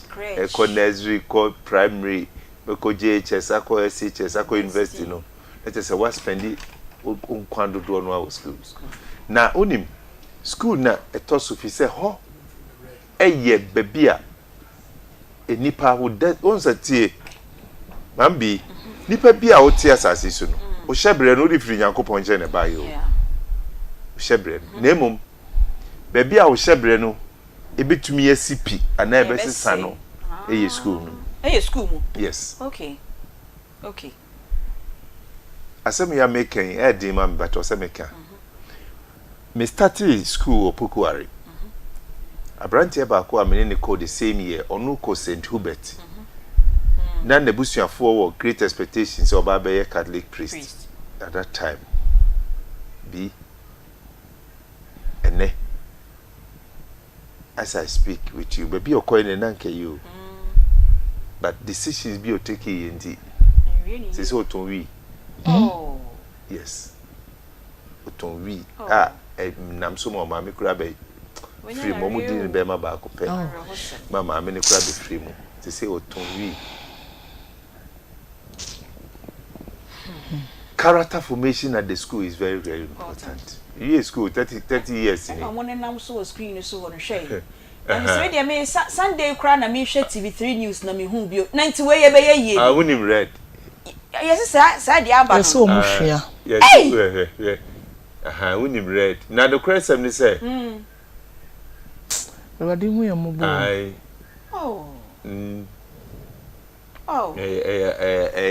some enti school ni here pa if the teacher ni be comment or be make about akola no ebe ma akola na nyankranhye bi se fie kura na yenhu bibi omimu a school ni hu bibi omimu nti me teacher ni we anu asem nti me prima komanim the same time teacher ni bi asem obetimi aka kira akola bi o school ho no ebe bu na bam for the rest of his life ama akola na bra bo asai yemu bebiri teachers o mu kire ya dia o mu inspire yen e bia me kase yen me nyini no ya ma environment bia na professors ne doctors wo mu obi yes ya me pie ba bi sa ene obi a inspire ka bia o ba PhD ti se de ne dia me dia biduri ti yesu inspire wo mu o mu wa kire ba no nti wo di school dia agora ye mpene but ye time ye nya ne sa inti school mu na teacher ni bi bitimi aka se bia atu tirim se da bia se we ka desire ofie me choose school me choose opokuare first prempe second kuma se high third akese yanko obi an guide o eno ari say we dey choose school it is not so choose schools oh de na pese meka suku ye baby a ye form students in character e boa wo man no but areho sem ne say te say ye fie die ye kan ye say na community no obi ntia obi ba no e na so akodru school ho ye ntia nkra no ye ntia nkola no ye mbowon ye ntia nkola no e na wo ko school mu na nkola be yi SRC leaders even primary school ye be pe prefect campaign e ko so ni posters ye ni no ma ye e no so free empeyifo ne de na no musie e no so free here akola task of papa no ma me prescribe ko campaign Abe prefect. Adodo dia wo. She say, oh, ya tena sa no ma we hu nyina na schools no so yes so. Inti corruption ya can politicians omi ya corrupt any adi dodo no asase free ho. Free school. Because akola ni tutu eska ni ato abama no be girls prefect, or be boys prefect, no be there no be there. Ye be sre headmasters no ni teachers ni say enkola na edu omo ba na yemfo mu ma say 1+1 ye 2 nko awo ye pese ye modi o mabrabo no me I'm telling you I teach at the university but I take personal interest in the development of my students even at the university. Ka university student ko be ba anka wa so na jubo but I'm telling you ye be force so say obesua de nya de keke nya assignment keke obe meet timelines deadlines e be boa wa ngasa wa brabo. I think that is one area was the schools, across all the levels, from primary to the university, I was here to me here. I was say, and then Obako primary school when you safe. So I could know about the credit. Teachers know your mulai. Primary level. I case no what tepana a courier court in me famba in case you so. Neba bemo, teacher nipa was sodomizing them man. Ah, on your bar. Debbie.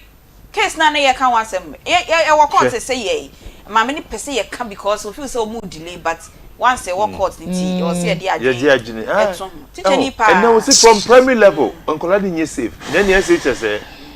and enkola SHS for be videos so mtimi ye dey beto abonten e won ni emayi a mo ba ma me fo say ye be fie ye be gigimu krunum no ndize mo moni da bozo mu krunum be bia ye be gi wo na e dey sitase na mutumi ye arobosem wo mu de ni wo mu de akokoduro e de wo manim si camera nim say ye yama enipa hu say ye na sa kola we ni da chensi ni ya ni asa de akoshe bozan me ko obaya ho but ma me bisa o and issue by ya school me person me body na nko say but issue we see over the weekend the Friday ni by na mo say Ghana Education Service omo de press release bi aba say from to say all levels here among searches dormitories and cranny bags moon ade no more searching for niama any kwan say omode ba school. Is it so late in coming and my dear it is late but it's never late. Okay. Better say at least woman about also but as something say week we trim next week trim near can we are asa such is baby na because onkola no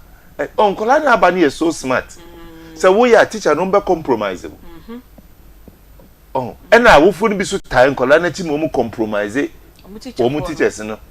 so akola bi wo ho a yesi yenyi yeti yemo yeti ma me betumi anya kokoduru akodi atra akodi medical report the abase or medical grounds ti akola no anim se me ma me twantro na sa akola we wu a wo fo no onu ayela na wi o what compromise until o be fie na o ka no krasa ma kire na on fa because wa would nanim na ne da che so na wo say no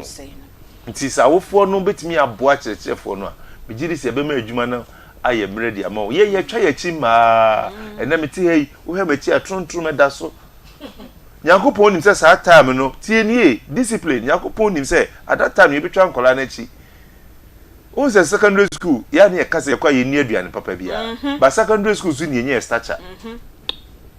and so when you aduane papa o ye tifie no ye nya ezi akola no secondary school ba ya bo so tintin ne mu asa you because nyame nim say that is the place you move from o stature nti abani ye twa no o ma the skin near take mi ye twa de twa to de twa akire ni nyina ebebo akola na manatimi reform yo oba ma me bra wo hwe na yemfa achechefo de no enfam okay e ho no esu de be na da teacher fo no so because then yeke ye monkra no ye ntia wo mo ye nye wo mo hwe na ye ntia ewia yakọ commercial break ase ambasese ya no kre teachers no metimi aka say wo mu no mu kura nkwala ni mu say me kan pa wo mu kura mu be 70% because awo for do sori awoko ni dwom okọ na dwuma ne ba ni ko school akwa no be free be 8 o'clock oba be do fie na 3 o'clock enti wo teacher ni no wo na what take time ne more e wa akwala no ho sa akwala no be hunu nyansa sabi ejina wo teacher ni so obenima de a ejina so ye ntimi nkyere enkwala na de ko bia beti school woni fie eti mu ne de enkwala na bremo but some of the teachers ni bi wo hono mo a and some of mo kan de to enkwala no so no and mankwala no so abambu because students bi timi so ka say teacher ni on pemasem eti once are on penasem ne sabi ebedru brebi kwa na wo kanya nsasem a o feel say on penasem eti once are on penasem no on fa ekwan best mo fa so a mo nya time ma wo mo enne obi so was me wa abotre te class 1 teacher enini obiem oni sa abotre no se me befie na me ba ne the pressure brem na me tietia me ba na me ba ne be school na so the pressure mana akola no wachim na dwene adesua no emfa teacher ni at classroom a wo kire mpanyimfo ade teacher ni watwum onum sa ne mai bi enti ade ben ade na pesa wo de kire wo ba no you see wo ye bi teacher ni a wo ye student lie osma mu kotoba you see student a wo ye ne lie wo se wo pen no akola ne te classroom na wo gina o board ni mu na wo kira de a bisa ho se adesua ben na osua awofo ne ye bre o ye bre na nyame amemu a de bia meka nyame amemu a enti say Minister of Education bemu a omremu ye o megina ye shubu no hunu hawa ye shubu ni simia ye sifa na wonya wodan emwa bia oso moboa nante bia oso moboa emwa bia hwe ade na happy awie no afi na mokobo search sisi phone in school e de na akra ne ti no ma me communicating enti obaji wo teacher phone or the fra na ebi mi se bi mo ho no ma omo wo teachers ni bi numbers house mistress into be fra o ma me na oga enkwala ni kita phone na omo frɛ ni sikasa ofre se wo diskakra ko ja akra ne house master se bia office scanning manual obaka o se mada my busy may say enti akla no osema obepencho ma me scanning ma teacher ni bi se no waka nsem no no de aguso enti omomo ayen na yesu yenko pa adwuma scanning ma metwia nkola ne fees no na boy yen na enche bia ye dan ye hunu akọ commercial break no ma grow fine herbal tonic na enom koko na ye dia grow fine herbal tonic onsa ye tititi una ye tititi untimi na wonum ato a kope grow fine bi oba menstrual disorders ahodo ni nyina onum grow fine na ebesiesi de amount obenya bi wo pharmacy chemical herbal shops nyina obenya bi ewo ho for doctor ewo 0244596532 Currency Ventures de Zahara Nupano abedwaso ko ne kope bito nenom na oho ento wudrum dwaman so a wo say ope Currency Ventures eye Zahara Nupani bi obenya bi ato God's Way Funeral Home eye your one stop shop for a year won to year bia efundaka atade decoration aduane sofo MC bibi bia fa a year hu de fa ko God's Way Funeral Home o kumasi asafu labor oni kokobo dandadano na edi enhwenimu for uncle ato ewo 0243 737457 and 0266194678 show your numbers no egu ye ba ye be bisa se enti de yakeka bebrebe enidaso ewo ho ye ba be bisa ye mpanyimfo ye ne omudi nkomo no se eden na ye betimi aye na ye de asesa de ekono 0243114497 and 0322498035 ye twa ye ho sema mienu pe ye ba na ya betwa ye nkomo no so service boko ye nyamiase pa oba akwaba medase boko de erwade da so krai ye nyamiase ho nso ye kona ho no nyama ko yi kona ho no nyame adom bibi ekoso kama kama nyamiase ye nche ho kra te se de na me ye intro na ye ka no reverend no ka say Thursday or Friday no say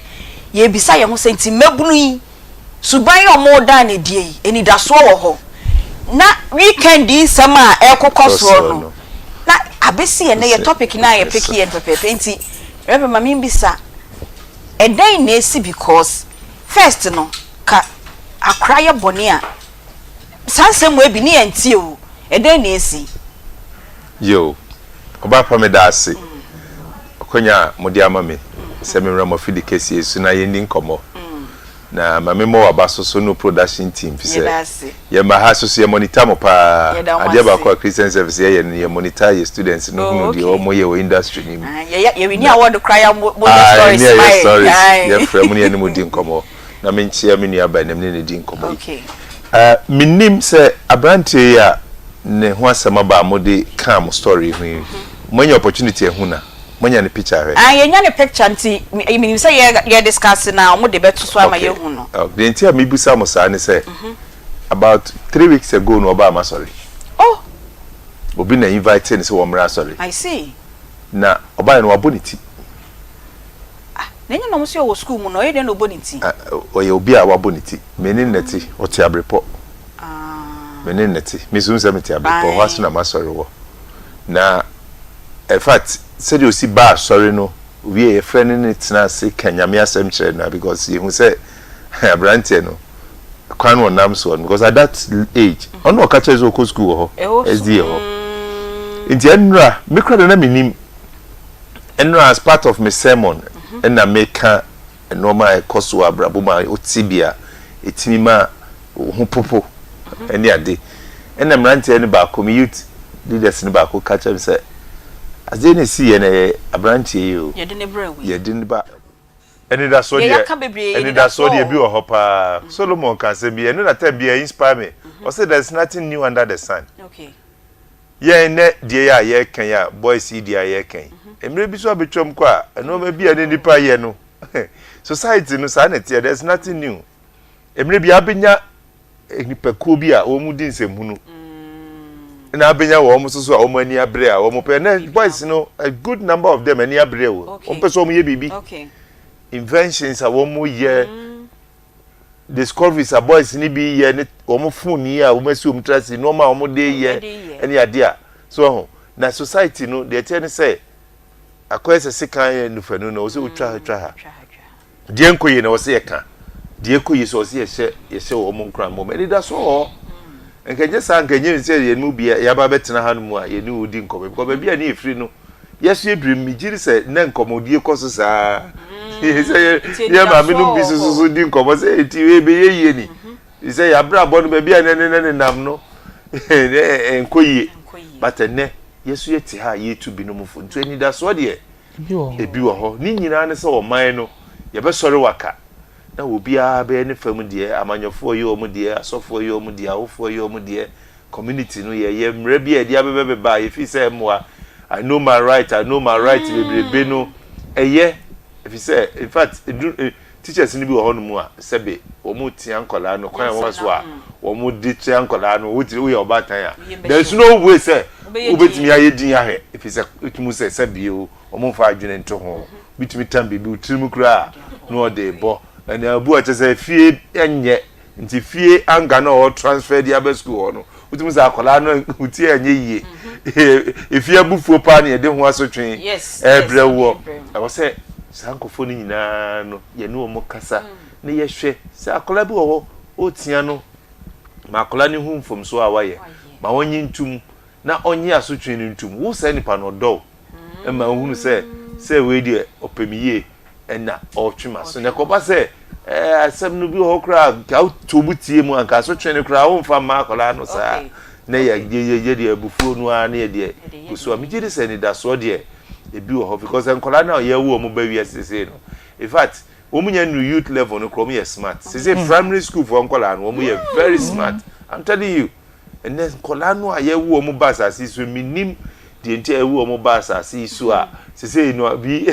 enya sam keto a so for na esan ya because and enkola na nim kro mu ni be pia beto asase so no o he enkola na nim a just one ba no no odi kan ball spy kra da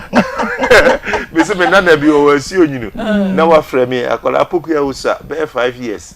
na wa frame nana Sandy Sikama me akola 5 years no. Na wo send your face in papa lie so. Me am man number the business. About 5 years. Esi papa wa ne sanka. I was in face in papa lie so papa. Na me wife na etie ya sresa so. At this age, face in papa lie so. Me am papa number the about. Na dia me bedin bi e wo asiejire. Oh, enti kula na ba no me smart. Omo ye smart if omo ni agro kra bibi koso ofi anya wadwene se omo hunu sesei no omo adwene no technology na ma no ma omo hunu wo wi ase ni no ma san komo ya yedi etuo yi semi anka ya nti o anka ye school ho no a na bi obi ni ba but nei de bia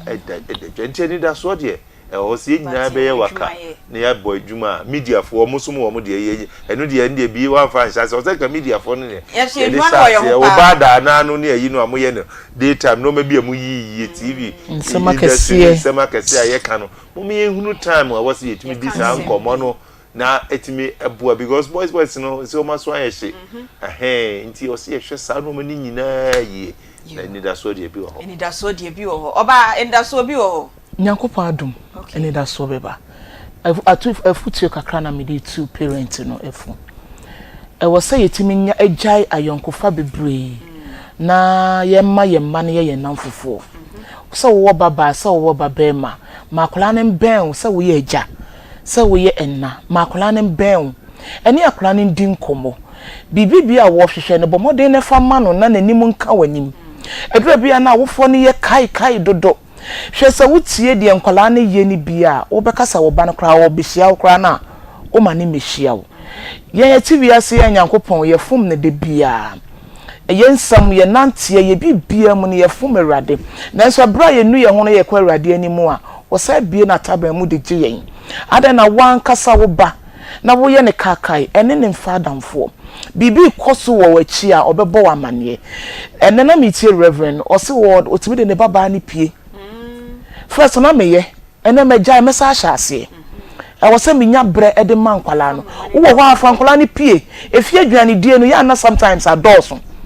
epono katum no de bia no say gate we katum ma me na epie gate we katum ma me papa na epie onim fa mu pie abonten na ene wo mu enkoye games mu kodi agro kakra mu kasa kakra mu joki kakra na aplani hunu se ne maame epenasem ekobasa no a utu ne fu kakra fa agudie ni mu no nyame bemu a ebeye yie anya saa akola ne sey a teacher ni de wa wie na dwuma uko tenant on fa ho but wo awofo ne de eye wasudie because awo ba ye yie a na ebi kan o sey a ebi kan asomasi baby no hu sister ya mechi de ne batututu botomo no ebia na ka wo maami kra wo nwi ade da enso ye de sabi manu sisime na so wo ba otutu botom edin e de betale wo na o makla ne be ye nipa de a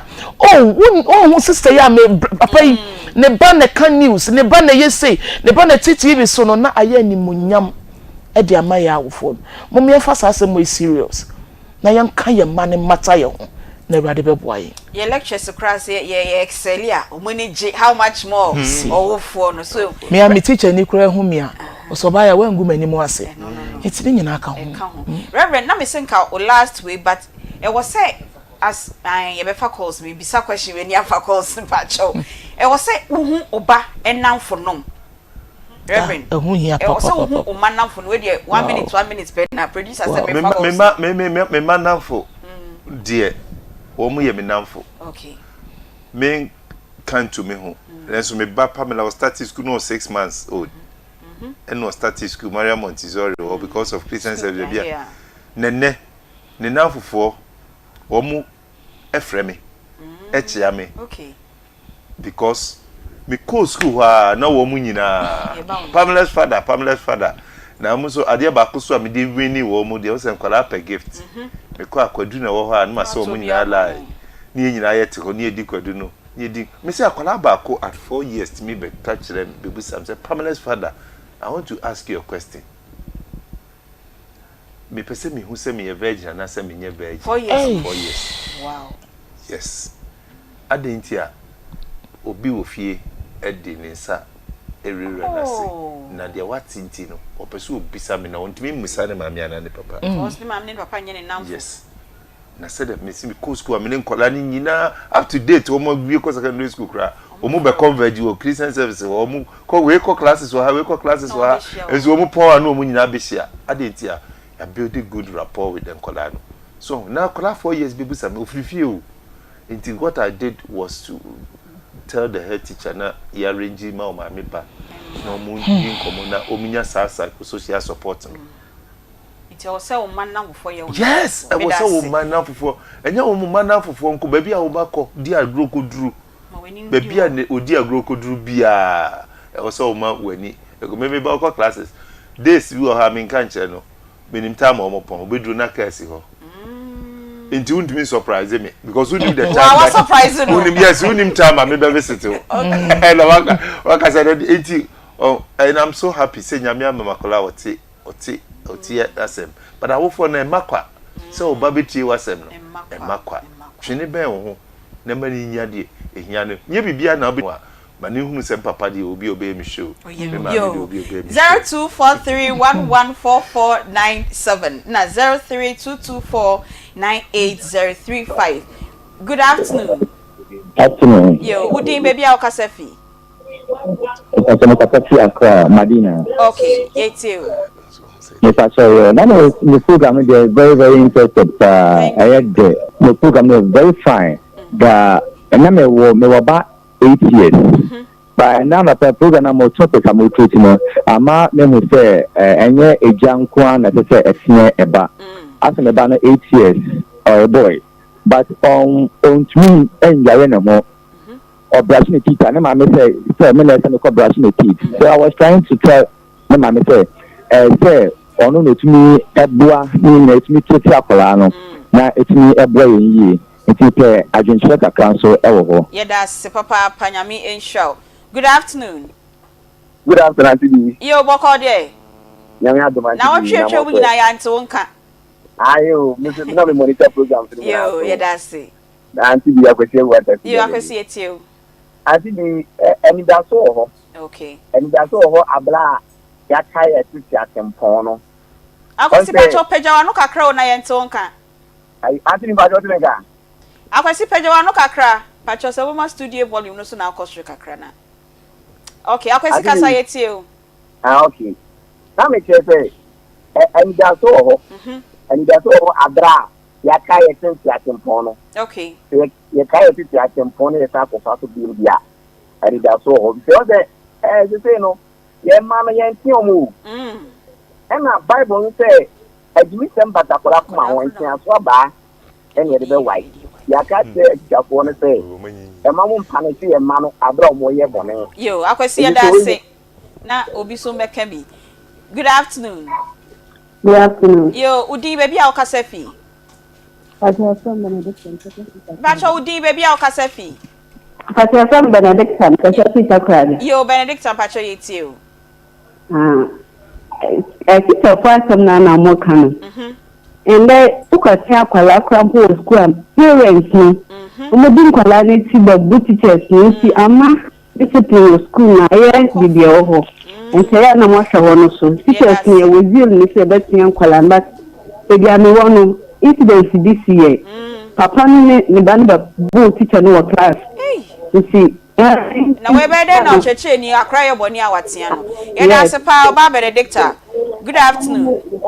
Good afternoon. Yo, Pacho ma TV volume ni nko from why? Because it's takrade. Yo, takrade fu wo krom, Pacho yete o. Wo krom. Pacho motumene wa abane. And yakofunu so aye wakamu. You teachers na I ready to way program with teachers no so come. That's a cool. Also much man. You teachers are plan. It is a teacher na ka students there na. I found a baby evidence.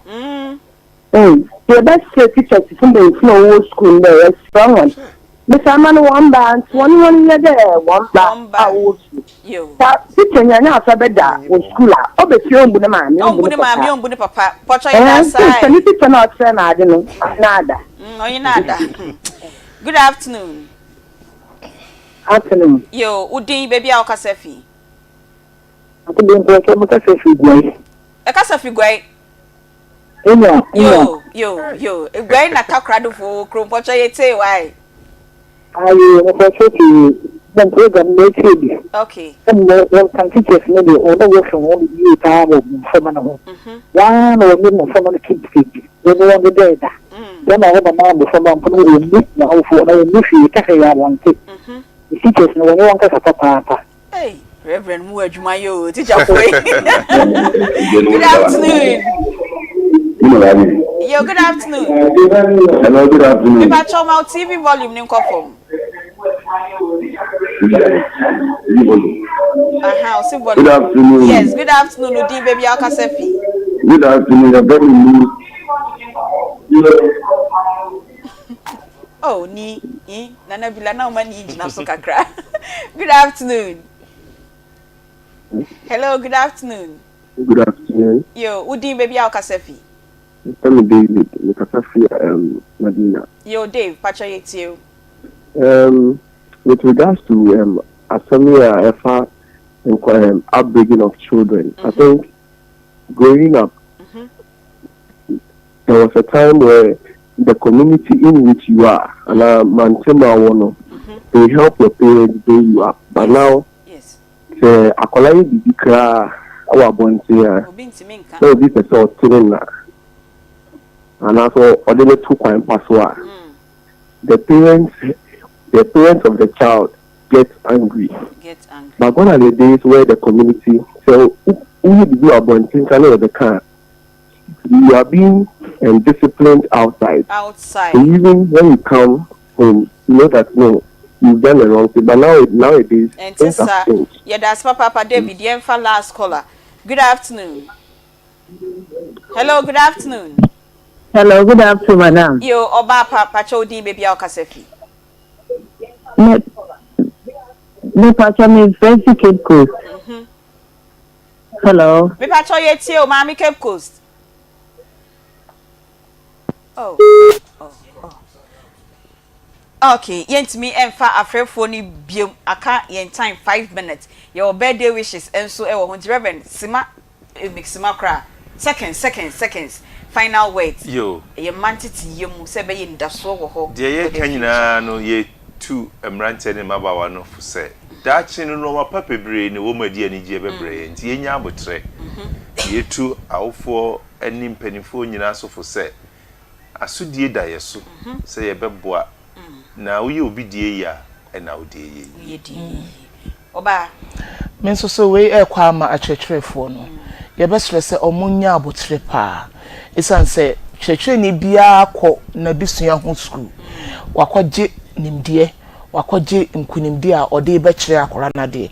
Nti sa akora bi ha adwen a ɛwɔ sɛ wotimi nya psychology bi a obetimi de aka abofra na ba wo ho na watie no na wakasa kyerɛ no na ɔno nso atie wo. Akyerɛkyerɛfo no mo anya ye ho abotre a ye ntimi nkyerɛ nkɔla na de. Yesrɛ mo de bɔne wɔ ne tirim no onyi bɔne ne mfiri ne tirim. Na wɔhunu sɛ ye ne ba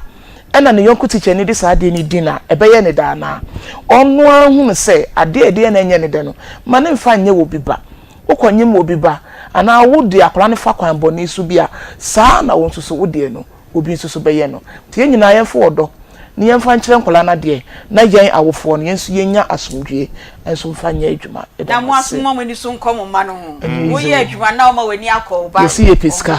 we peska ba wie na obadaji enti no wo ye adwuma peska ni nyina no na ba time no so ma mani edi mo ma no echi na glam bite na makeup ono na de bia da oye makeup ema me a me de betina dwumadie eso na so wo ko ba bia social event bia na opese wenim ye fefefe na ode kono fretina na obesiesi ho wo kuma se 0544 466280 0544 466280 na eneme fast da kese pa emfama ohima Mavis ohine wa ohima Mavis ohine wa yetai efro original Mavis ene wona wahye matade fefefe say Aunty Bea na efa kodi dwuma na o ye ne yeboa nti ohima Mavis ohine wa yetai efro original Mavis owo adehye market honum nyame on shop papa say ene wesiesie me ho happy birthday enko emfama Nora Asa Tay Nora Arthur Tay we efri o maame anase odofo Madam Julie inti ene Nora we nya 40 years to the 4th floor assign efri extension manager ho ono so say ye ma happy birthday emfa ema wo na nyame emboa na enyini ebeye penyimpa de toso e call diama Madam Matilda Opoku a ye tai fro ya techiwa